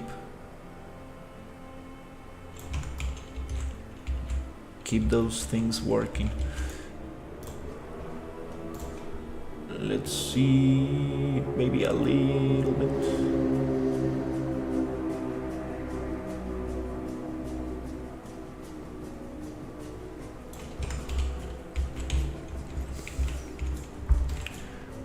Okay, well, that's cool. I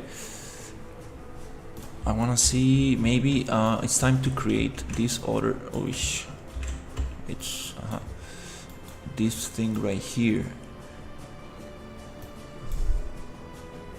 Some kind of like box for the windows. Is there a whale singing in your background? Laughing face. No.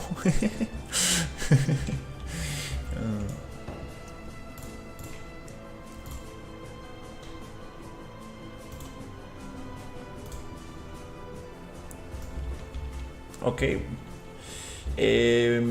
Next step is going to add another. I want to create these two variations of windows. They're not actually windows. They're like some kind of like boxes that come out. So I think I'm going to work with this one, because I think I have all the pieces here, and probably gonna modify this. So yeah, let's do it here. I'm gonna go to modeling, X-form split by static mesh, very importantly, so we get the pieces nicely separated. Split by static mesh. That's just gonna create a bunch of new meshes to work with. And let's start with the first one. The first one is a little bit like, let me go 45 degrees like this.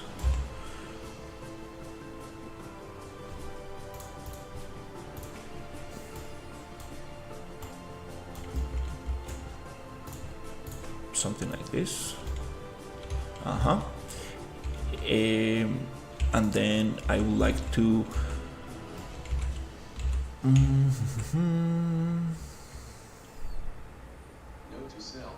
I hate RBT. You're talking about runtime virtual textures.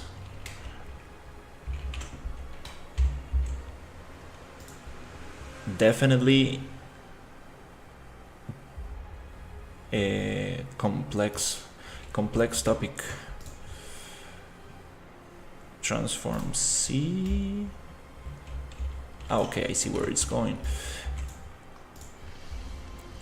Transform X. There you go. That's what I wanted. Something like that. Unique. Flickering textures and crash reason number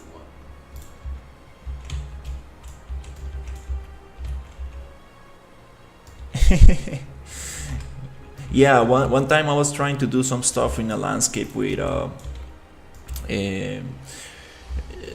RVT, and definitely it takes it was pretty difficult to get things going.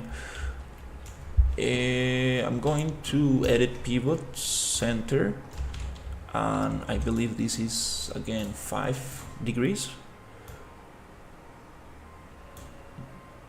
30. Okay, so let's go like this. Okay, this is an instance. I don't want to create a bunch of different instances. Oh no.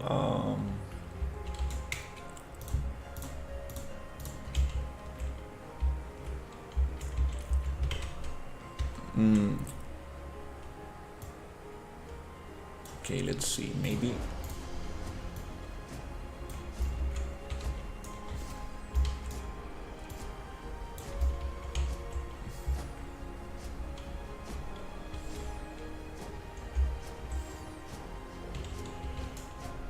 Okay. Then down, left. Okay. Okay, that's one solution. And then it will be nice. Not sure. Not sure what you should get. This is getting a little bit too big. I think I'm gonna make it a little smaller. Like maybe just like, oh, the pivot point is a little bit off here. Okay, well, I'm just gonna make it a little bit smaller like this, maybe more, a little bit more.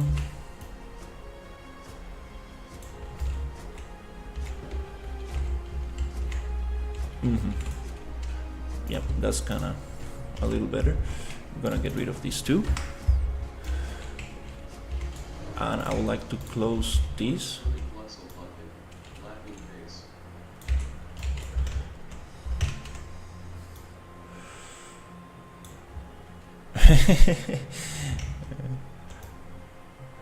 Yeah, I'm not sure what's best for your project.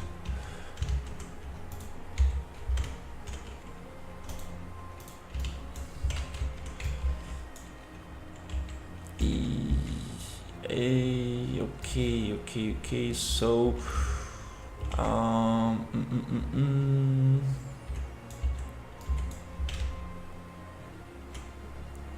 I'm going to copy this. I mean, look at static mesh and put it here.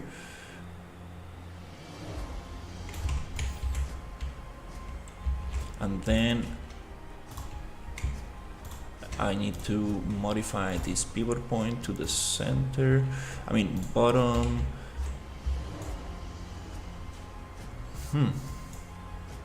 Why is it going there?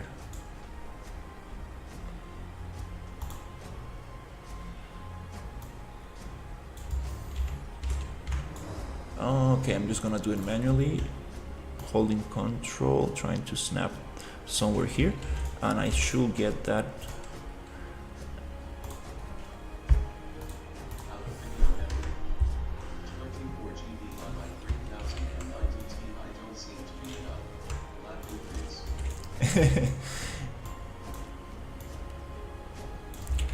Sometimes it gets just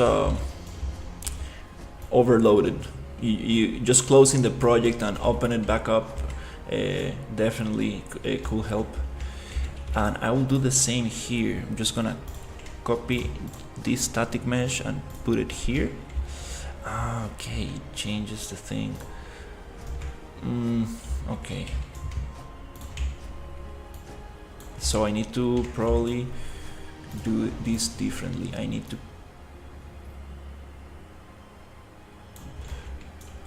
I guess I'm just going to merge this.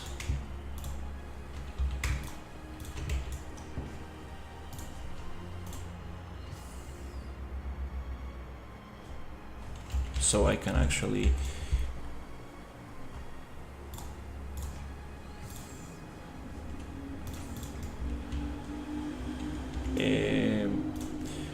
create a polygroup.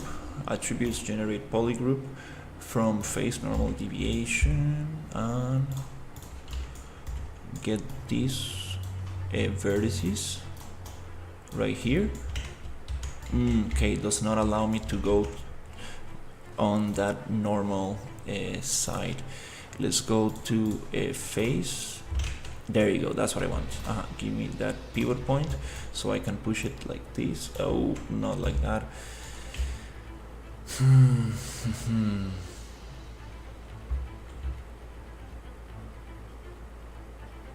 Oops, okay.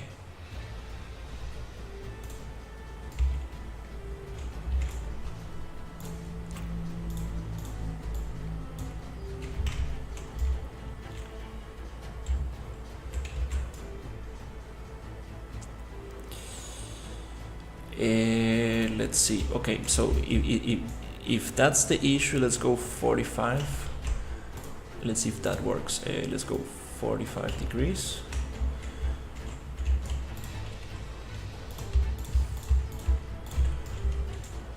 And work on world space. So now, okay. I have a feeling that I should just create multiple landscapes instead of creating one big landscape on top.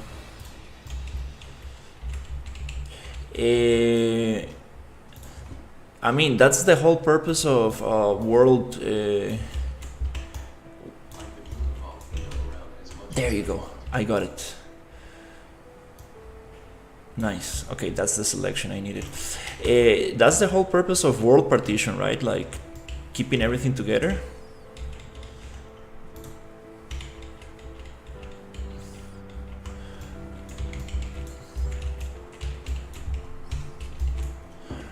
You could probably make, separate landscapes and just kind of like blend them together. I'm not sure if that's a better solution. Oh, I went back too much. Oops.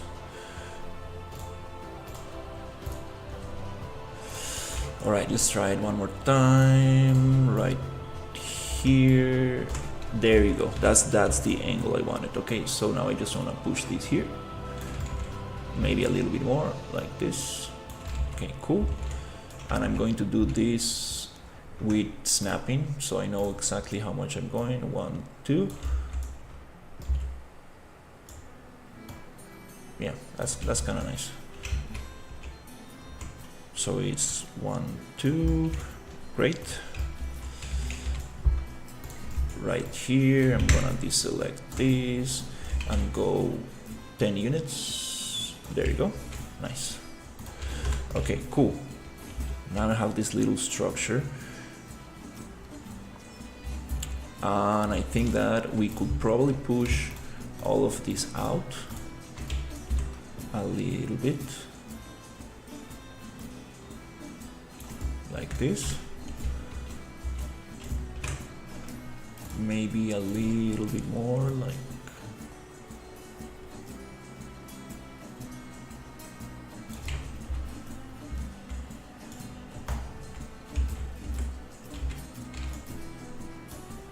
maybe like this. Okay. Let's see.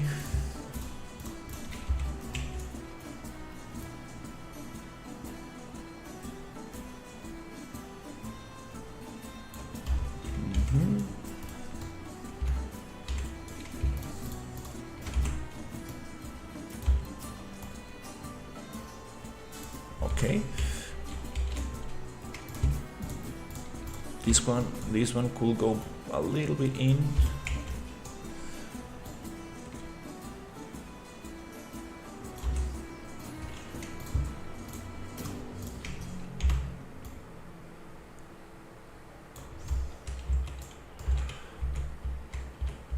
Okay, cool.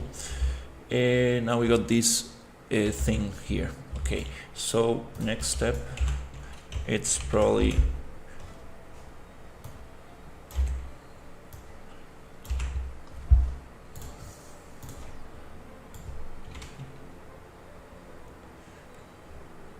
adding something like this.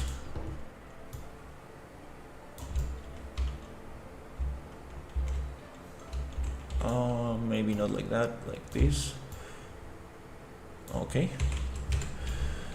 And then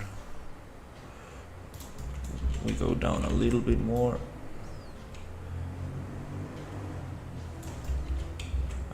And then 45.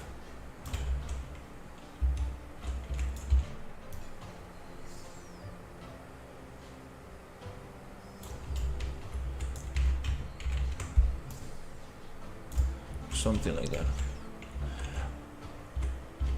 Okay. Then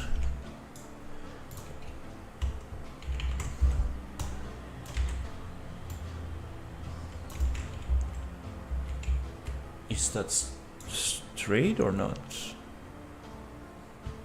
It doesn't look straight. Oh no, I think it is. Getting it. Okay.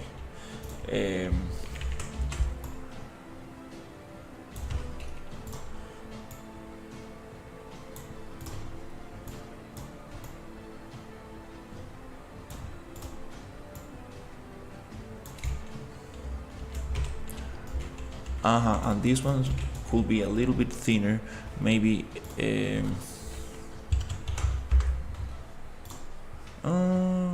maybe too much.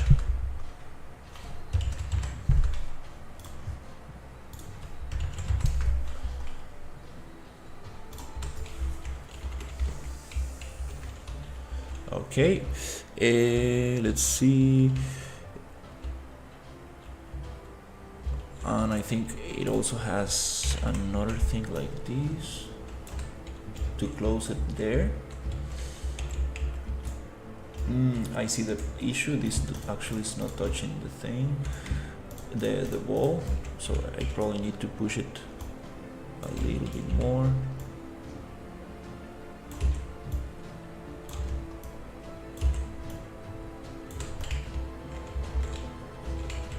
Meaning that these ones,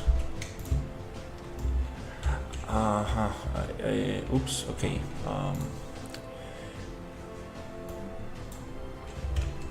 oh, it's not getting me the angle to work, so let's try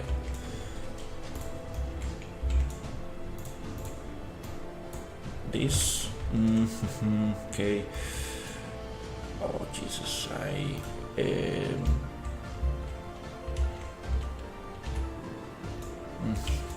well, okay, maybe we can try something else.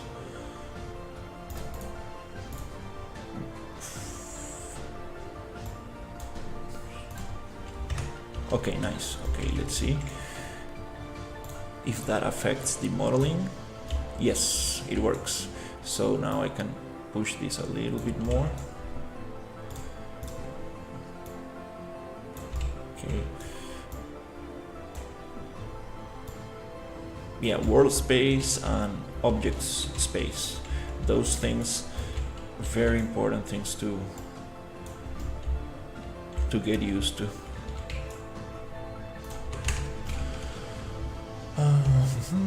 Okay, nice. We got this going on, and it has this kind of texture that I cannot really model. I'm not gonna bother too much. Actually, I don't want to leave it just like this, but oh, look where the pivot is. Okay.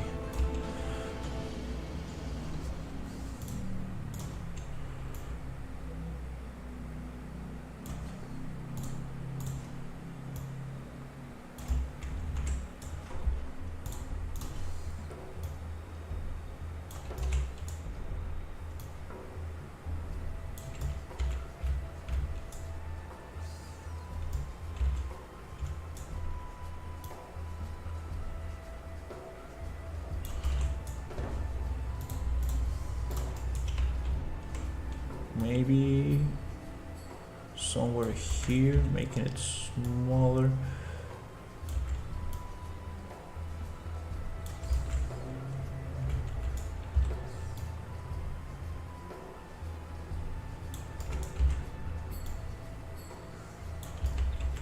Let's see. I do want this to go up.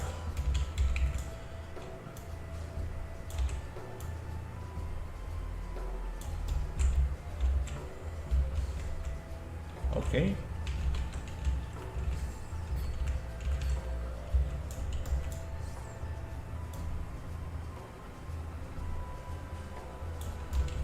I want that detail there.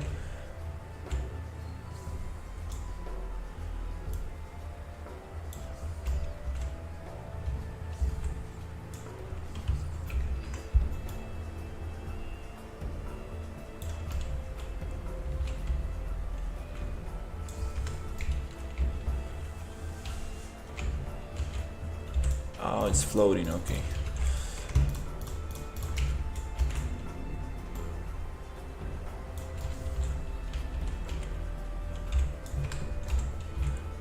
I'm just gonna close it here a little bit and leave the top open, I guess. Now I have you in the chat inside my content drill. Laughing face. That's nice. Integrated.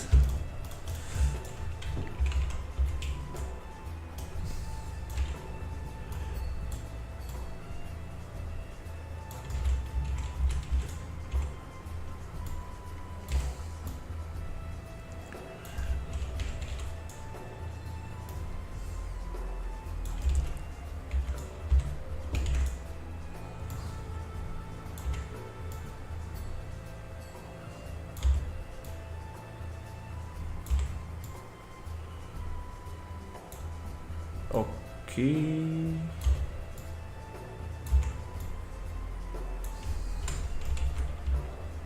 I'm not sure about this wood everywhere, but it's a little bit closer. Actually, we will have some kind of like I don't know, like fabric or something that closes these things. But that's another variation of the thing for the walls. This is very heavy, so we should probably add some support for it. So I think maybe going like this. This is funny, me playing with this pivot point.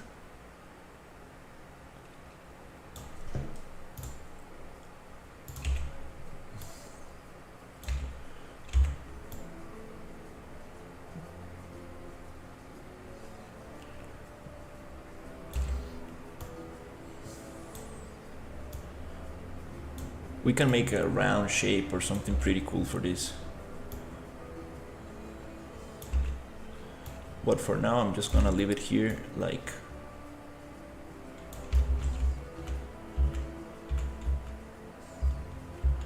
that doesn't look super nice.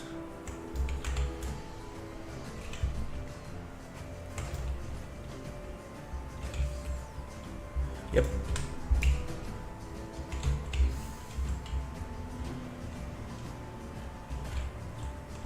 Does it look better with just two?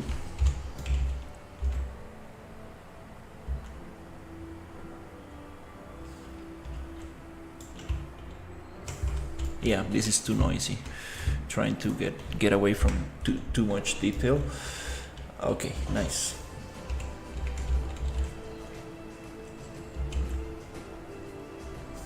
And let's just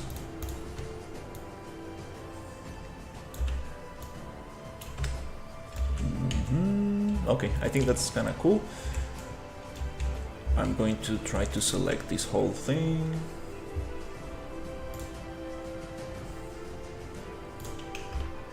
Oh my god, okay, maybe not like this. I'm just gonna go manually, actually, before I select anything that I don't need to.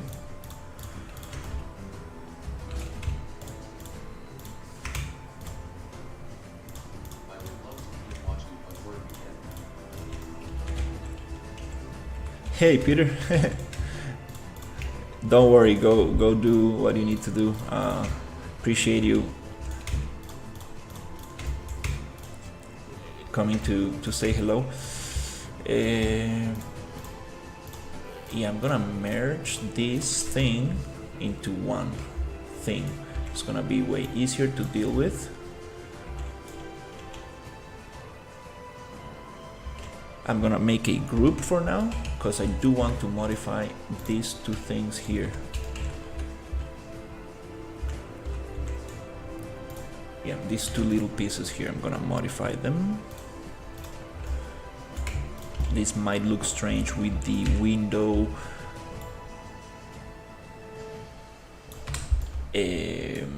frame. Okay, so right click, group, lock, and now yep, we can actually go to Xform, merge, and make it one piece. It's gonna ask me to delete all the pieces from the group. I totally forgot about this. Before merging, it's nice to ungroup.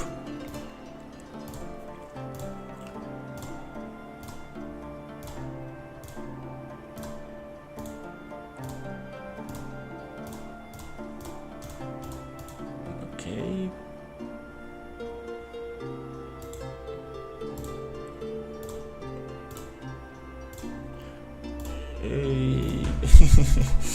Oops. Hopefully it's a small group, because I remember one time I messed up and I needed to just delete like 1,000 pieces. Okay, cool. Now we have one piece. Now the next step is going to be basically changing the pivot point. I'm gonna just save just in case.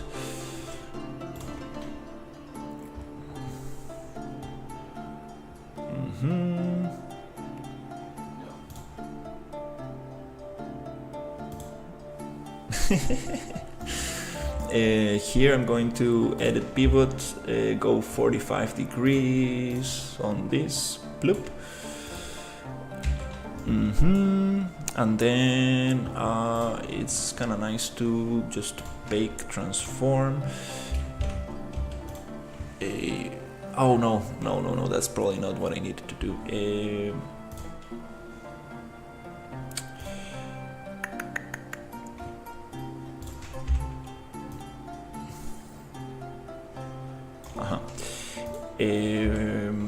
Edit pivot and copy these values from this mesh so we can actually snap this together. One more.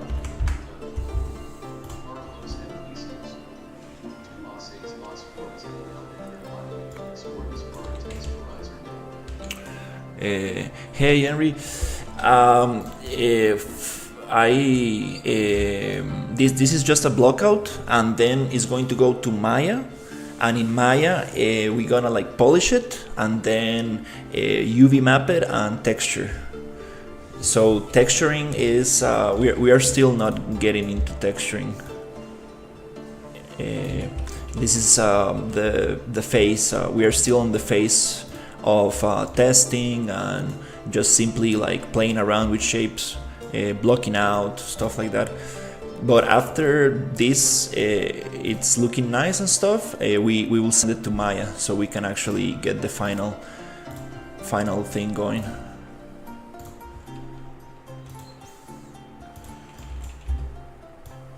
Now I can play a little bit with the shape. I can make it a little bit smaller.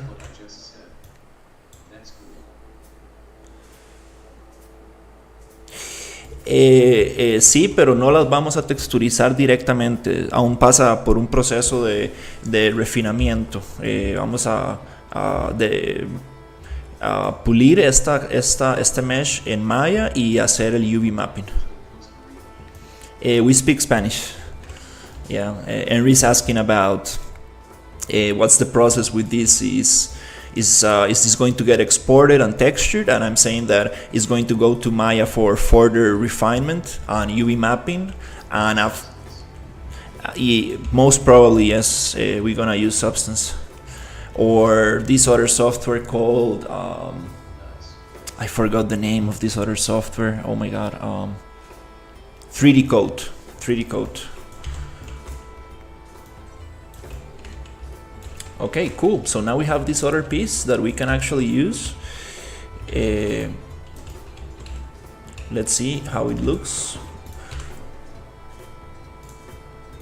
Copy and paste. 45 degrees. 50 units. And we can push it maybe 5 more. This was designed for a flat wall, but it can also be used on a tilted wall by going maybe like this. Probably it will be nice to make. You see, these are the things that we might be able to change in Maya. Maybe like we can make it tilted, because this I made this for a flat wall, but maybe we can make a tilted version. I'm not sure about this kind of like roof. Yeah, it looks kind of that triangle shape maybe does not fit the rest. Yeah, doesn't really go well. I would like to keep it like this.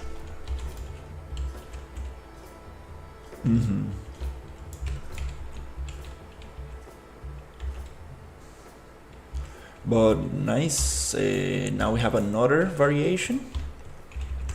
Now we can actually add the window frame right here. Paste. This is flipped, so I'm just gonna push it like this.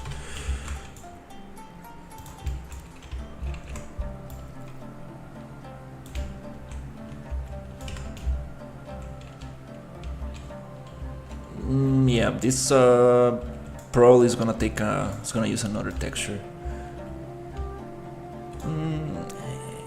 I thought it was going to look cooler. Yeah, it didn't actually work that well. But well, that's what we are trying to figure out.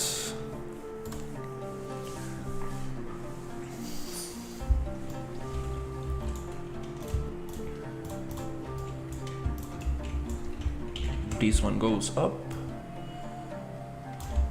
SAES updated Macho claims stands Imperium no. What they know is going haciendo in Blender to close assets. I mean, there are many different ways of approaching like level environment art. I mean, like basically like making levels. There are like multiple different ways of doing it.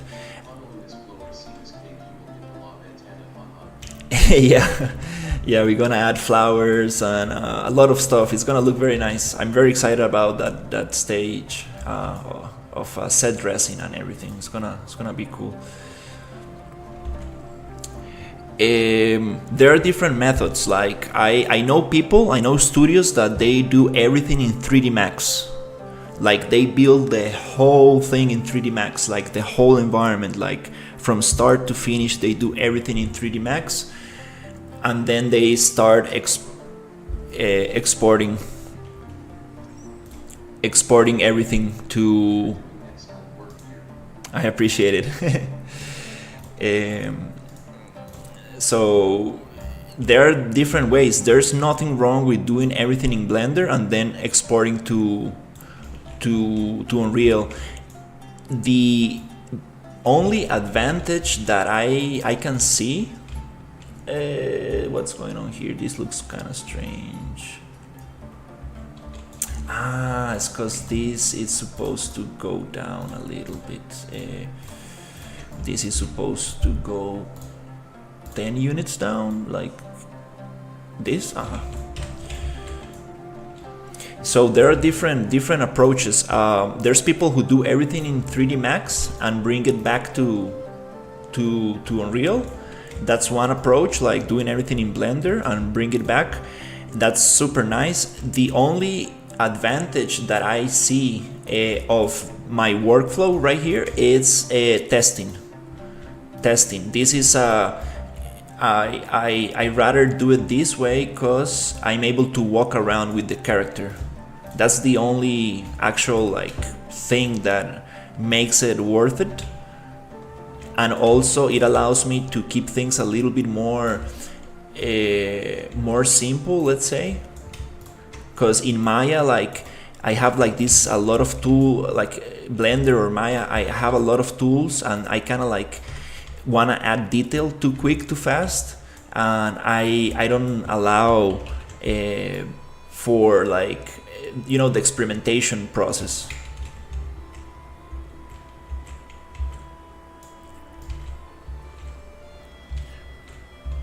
The trying out different shapes and trying out different things. So that's one issue of working directly on a 3D program for modeling. You can like start adding detail too fast. This is great for the general blockout. Yeah, that's basically the strongest argument on why I like doing this in Unreal. Not only I like to learn a little bit more about the editor tools and trying to leverage the Unreal Engine, modeling tools and possibilities inside the engine, but also just like hitting play and being able to walk around this. It's very valuable. Not only getting a sense of how this is going to look like in game, right? You can get up close. What's the camera of the character? How is the character going to interact with this? What's the height of the windows? What's actually happening here? Like this is very valuable for level design. Like you get an actual idea of how this is going to look like. Again, another aspect is lighting. Like we get to see how the structure interacts with the lighting. We see the shadows. We see how it's actually going to be perceived, right, in game. So this is very, very valuable for me. Like getting a better idea of how things actually are going to look, because there's a lot of guesswork. When you're working on Blender or Maya, you get like everything's gray. You can set up a light and you can like make renders and stuff, but there's nothing like actually just coming here and being like, okay, this is cool. What happens if we go to afternoon time? So let's set time 1700 and we make it in the afternoon. I have an Unreal Engine dummy model in Blender to get that size feel. Yeah. That's something that you should definitely do to understand the scale of things, and that's gonna help you a lot. But that's my argument. Like just being able to change the lighting, being able to walk around it, I think it's what makes it like so nice for me to work in Unreal. You see, now when we get this to like a more polished level, we can actually be like, okay, I'm very happy with this. Now let's take it to Maya and let's get that fine tuning, that like the little details to actually get everything in place and looking very, very nice. Just being able to come here, it's super, super cool. It really gets me gives me a better idea how things are going to look, how they're going to feel, and not only that, but how things are going to be placed in the world. Like, so how high are the buildings are, like what am I able to I appreciate it. So you see, like here, I cannot make these buildings too tall. I want to leave these gaps so I'm able to see the sun. I'm able to see the tower. I'm able to see the other church. I'm able to see this mountain. So having like the ability to like do this in game, in editor, allows me to place things accordingly to the rest of the environment. Like, I'm able to see up here, I'm able to see a little bit of those towers there, So that's very valuable. You are working in context with the rest of the environment. But there's nothing wrong with just going straight into oops, it was time 1200. Okay, so this is midday. Shadows are going to be right on top. Yeah, that's probably the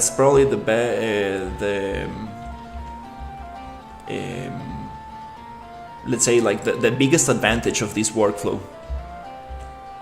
And then once we know that everything is working and we are very happy with how things are looking, we can just polish and keep polishing until like things get like to the final state.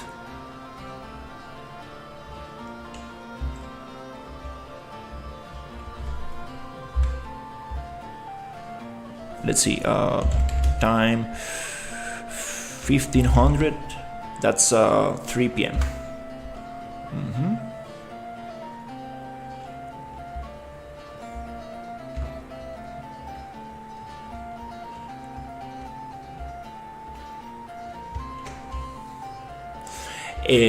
But again, like working in Blender, like there's no issue at all. Like you can simply set up a script or get a plugin. I bet there's multiple solutions for that, just to like do one-click exports, and then you can like work in Blender, send that to Unreal, check it out, back to Blender, send it to Unreal, check it out.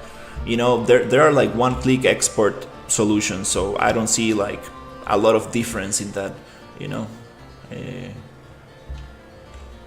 If you feel more comfortable in Blender and you are like you feel more comfortable with the Blender modeling tools, which I think they're like absolutely amazing, the modeling in Blender, definitely just work in there, right?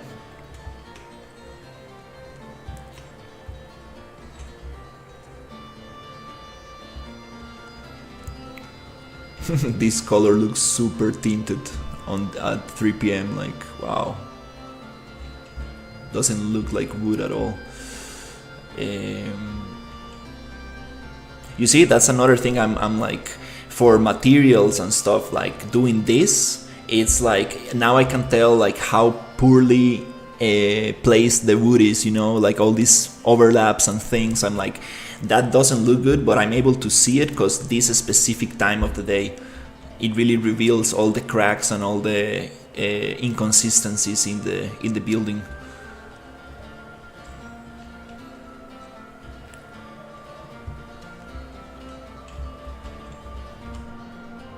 So that's something that I need to check out.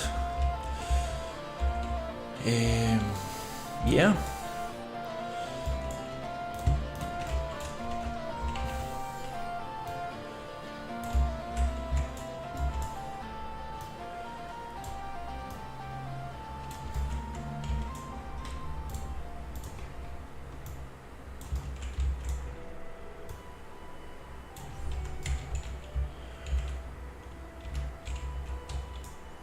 Yeah, I'm not a big fan of this one. I am gonna change that roof to make it more like this. I should have left it separated before merging, just to make changes.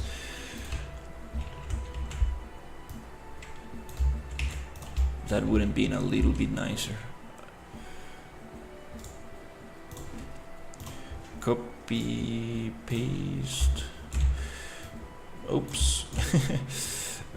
And this one goes right here.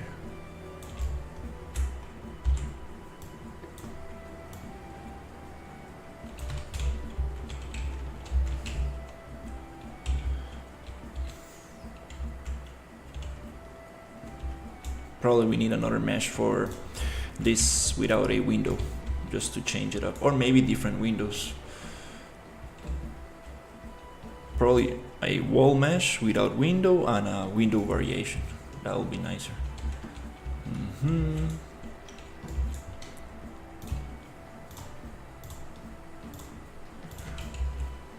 man, this looks very, very flat. I think probably adding a kind of like roof, little roof like this along the whole thing might make it look cooler.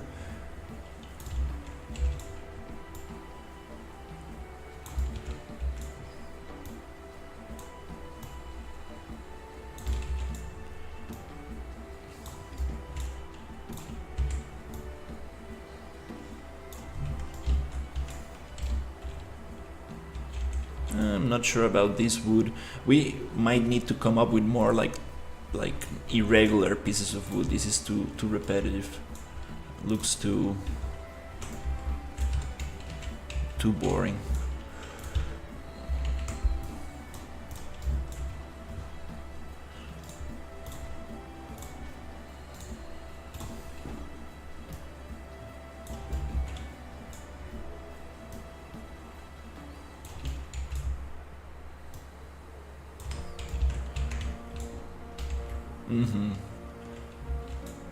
We need to break it down, maybe adding a roof here or some kind of platform that goes around. That'll be cool, some kind of platform.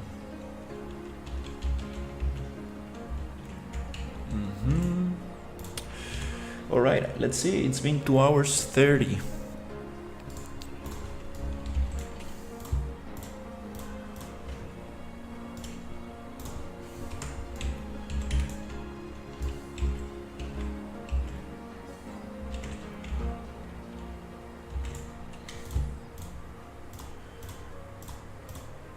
Probably this one here doesn't go that well.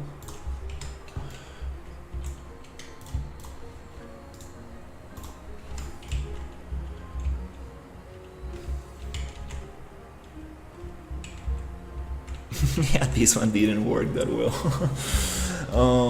I might be able to just modify it with the modeling tools without breaking the thing. Actually, let's try that. First, I need to attributes generate polygroups from connected trees. So it gives me like big chunks.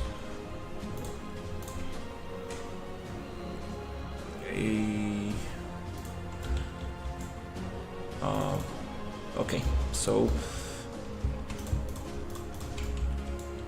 actually before breaking this one, I think I'm gonna just make a variation.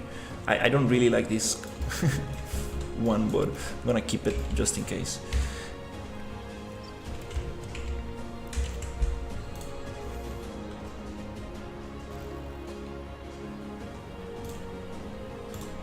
Okay, so this one I'm going to break it here, break it here,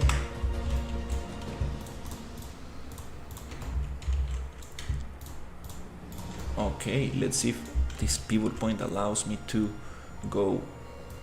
There you go. Okay, not really. Okay, I'm all, yeah. Not the best. Oops.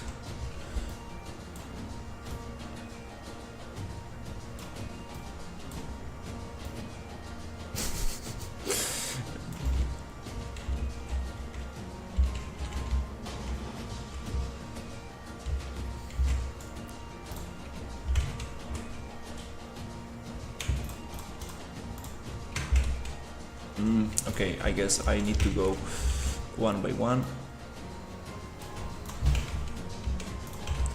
Oh, this is messed up. This one is messed up. No, it's not gonna let me do that.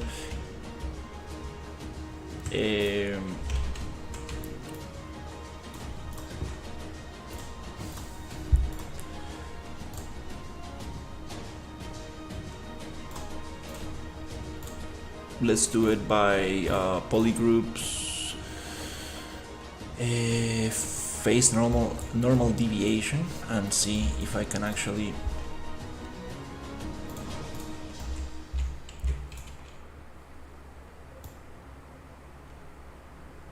get these ones.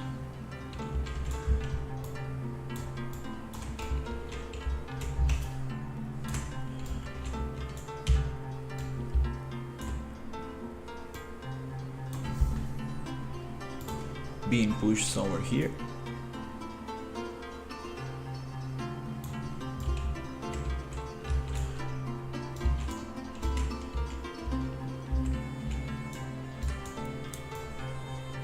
Oh damn it, yeah, this is gonna be tough to work with.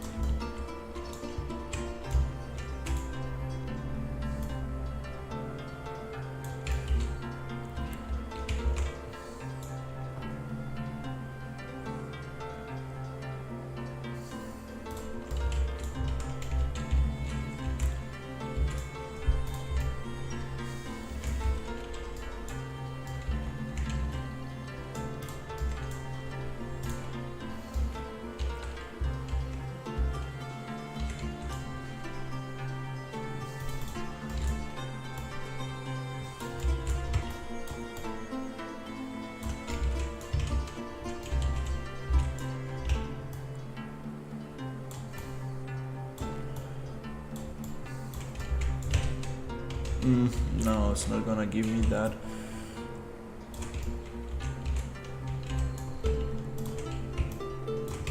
Angle that I need.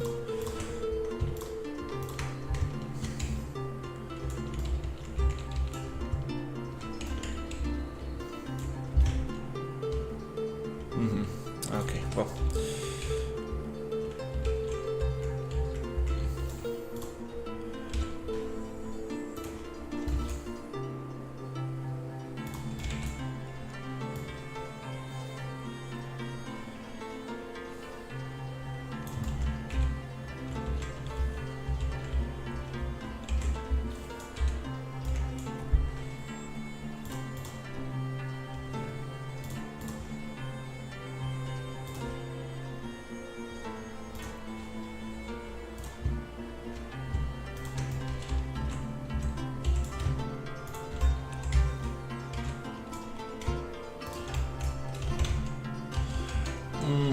Damn it. Do we have an edge slide here? I don't think so. No. Okay, anyways.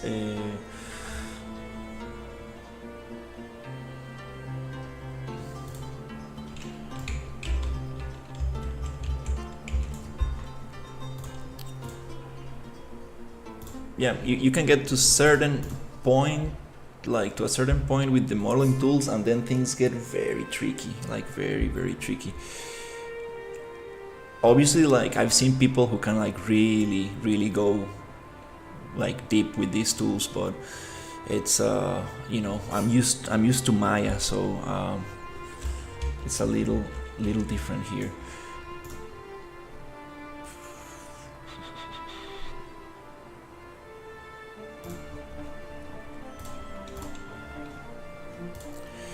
Okay, I'm just gonna give it a couple more edits and see if I can. Oh my god, it does not allow me to get that angle I want.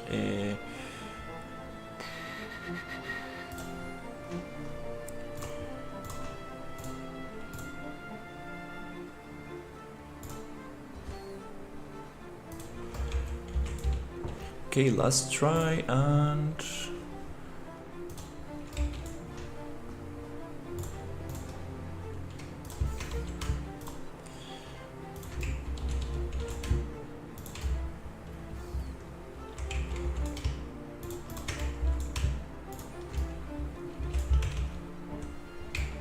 is that object oriented? Yes, that's what I wanted. Okay.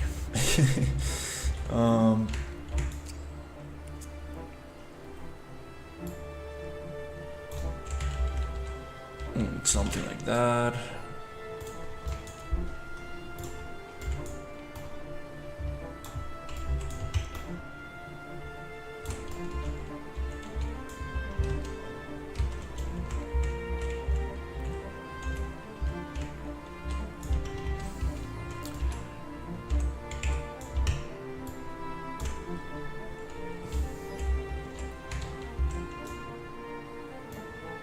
Okay.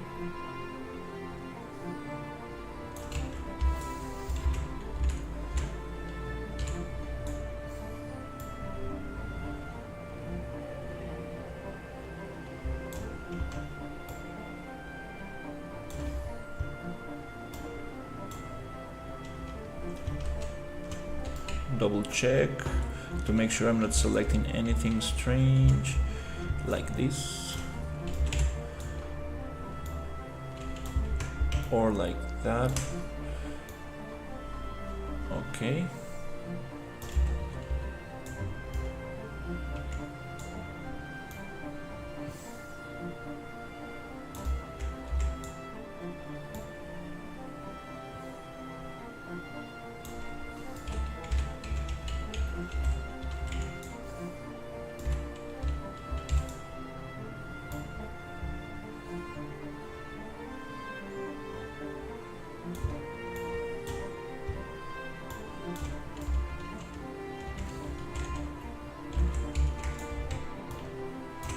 This one goes up. Okay, I'm selecting stuff that I don't need.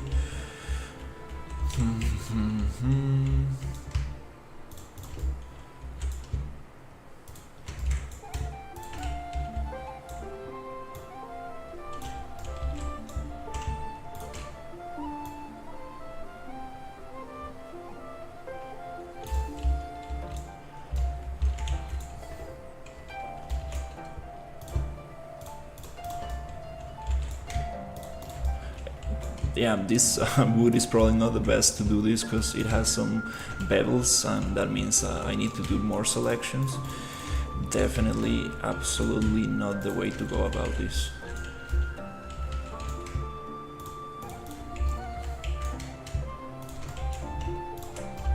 But again, I'm just playing around to see.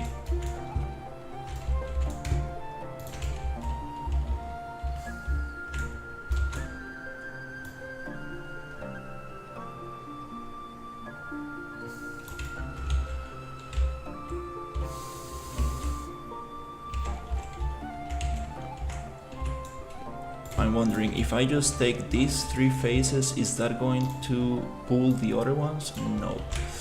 I need to actually pull this one.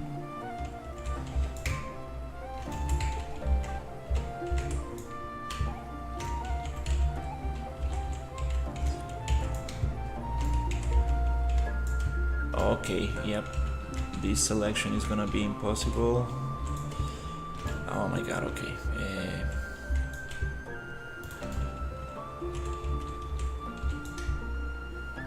This should pull the other face. Okay, cool.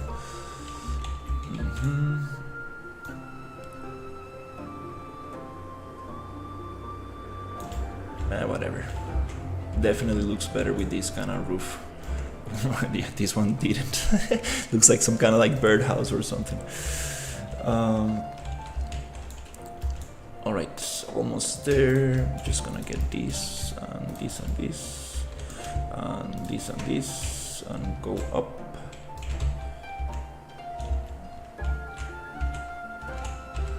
Make sure I'm not pulling anything else. Yep, that's it.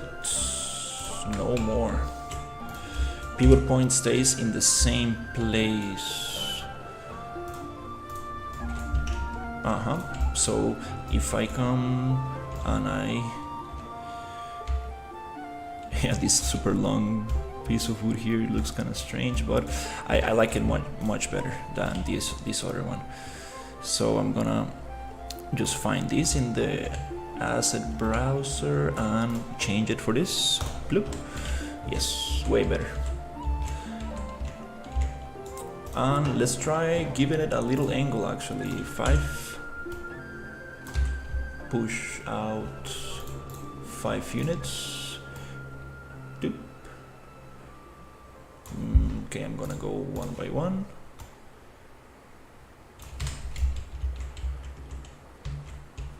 It looks, is it me or it looks super twisted?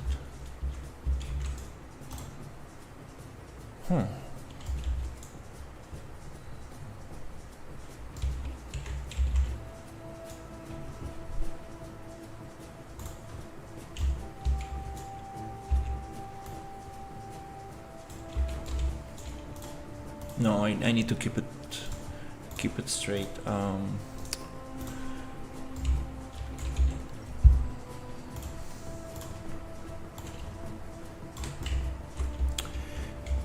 Yeah, I need to keep it straight, so let's just make it wider.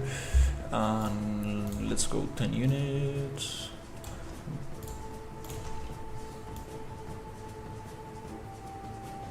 That's probably, yeah, I need to get a tilted version.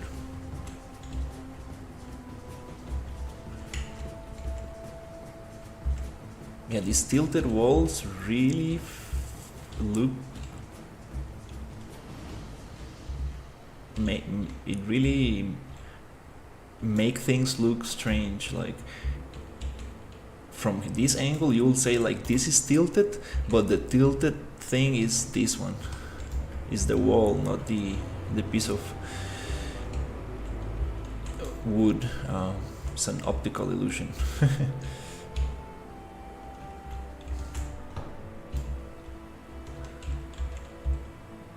Okay, well, that's another option. Not very satisfied with that one, but it's okay. Let's see.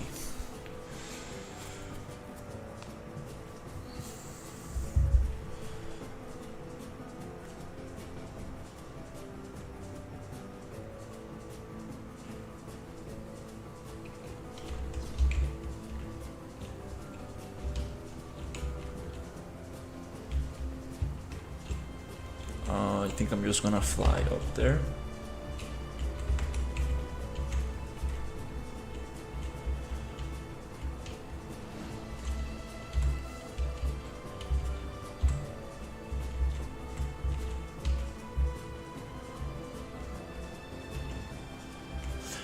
Windows are a little bit tall from the inside, I think.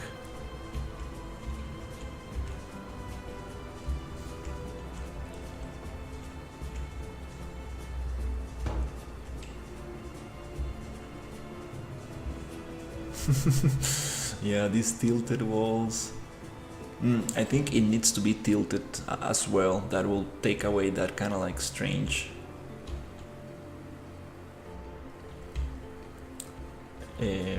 illusion of like having straight walls and tilted.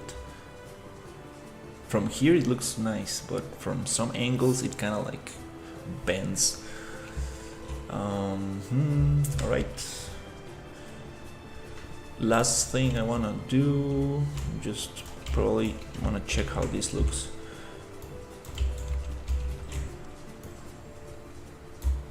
It will be cool to try to break this.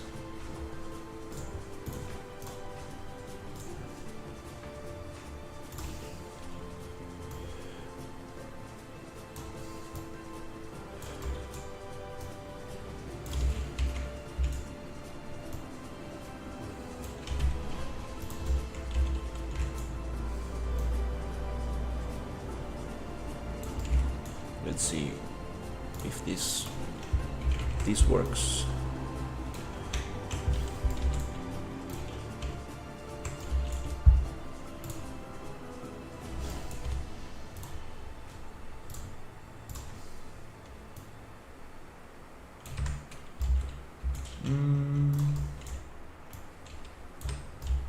No, that's too repetitive.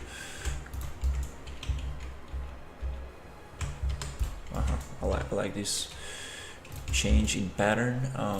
Let's see how will this look if I go like this.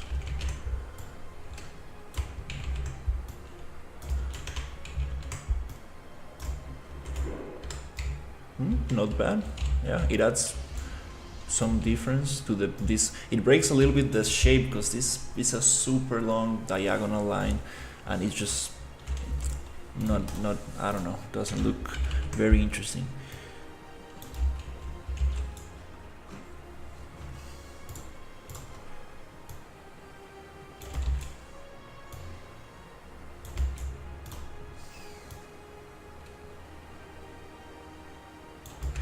Here things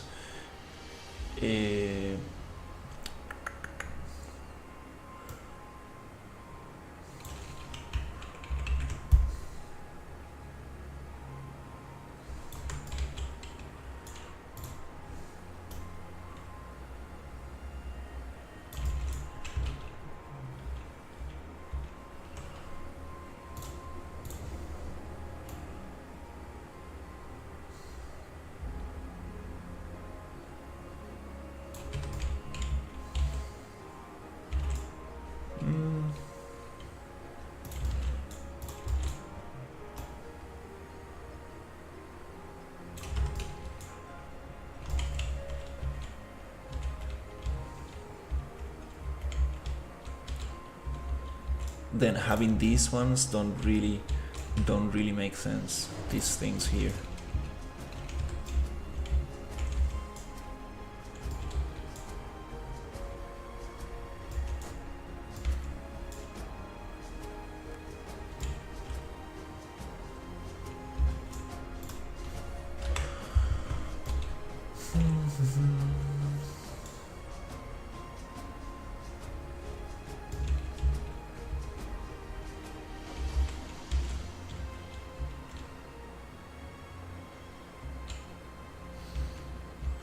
Well, okay, we got some variations. Let's see. This one goes here.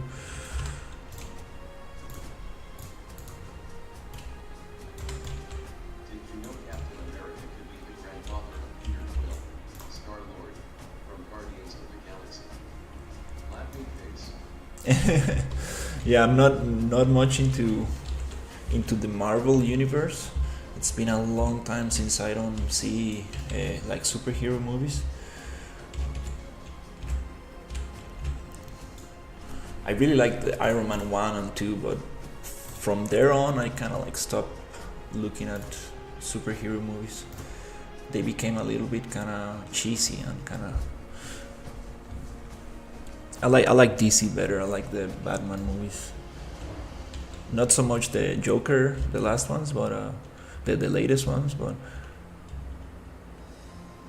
definitely Batman the Dark Knight, probably my favorite superhero movie. Okay, well, I think I'm gonna leave it here. Yeah, this is too repetitive.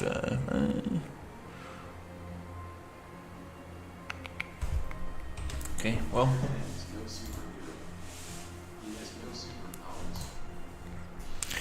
That's what I like about Iron Man and Batman. Like they're supposed to be like just very rich, super smart people that got like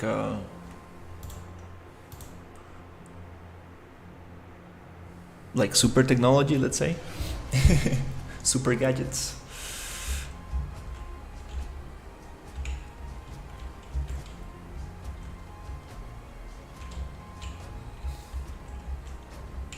Okay, well, that was some good experimentation.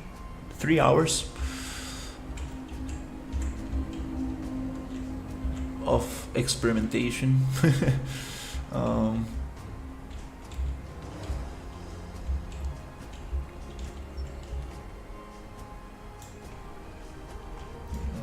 Yeah, maybe having some. I like heroes with realistic weaknesses. Flash, for example, is weak a lot, otherwise he falls unconscious. That's funny. Oh, sushi said something. I didn't read it. Here I like this a lot. I like this kind of like balcony kind of terrace kind of thing here. I think adding that around some of the buildings will break the shape a little bit because it's too, we're getting too much repetition. I think that will definitely make it way more interesting. All right, so it's time for, hey, hello. Yeah, I think I'm gonna take a little break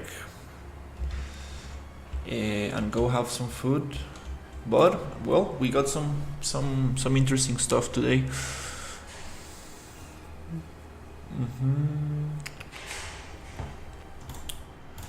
All right, I appreciate you guys being here. Thank you for watching, and I will see you on the next one.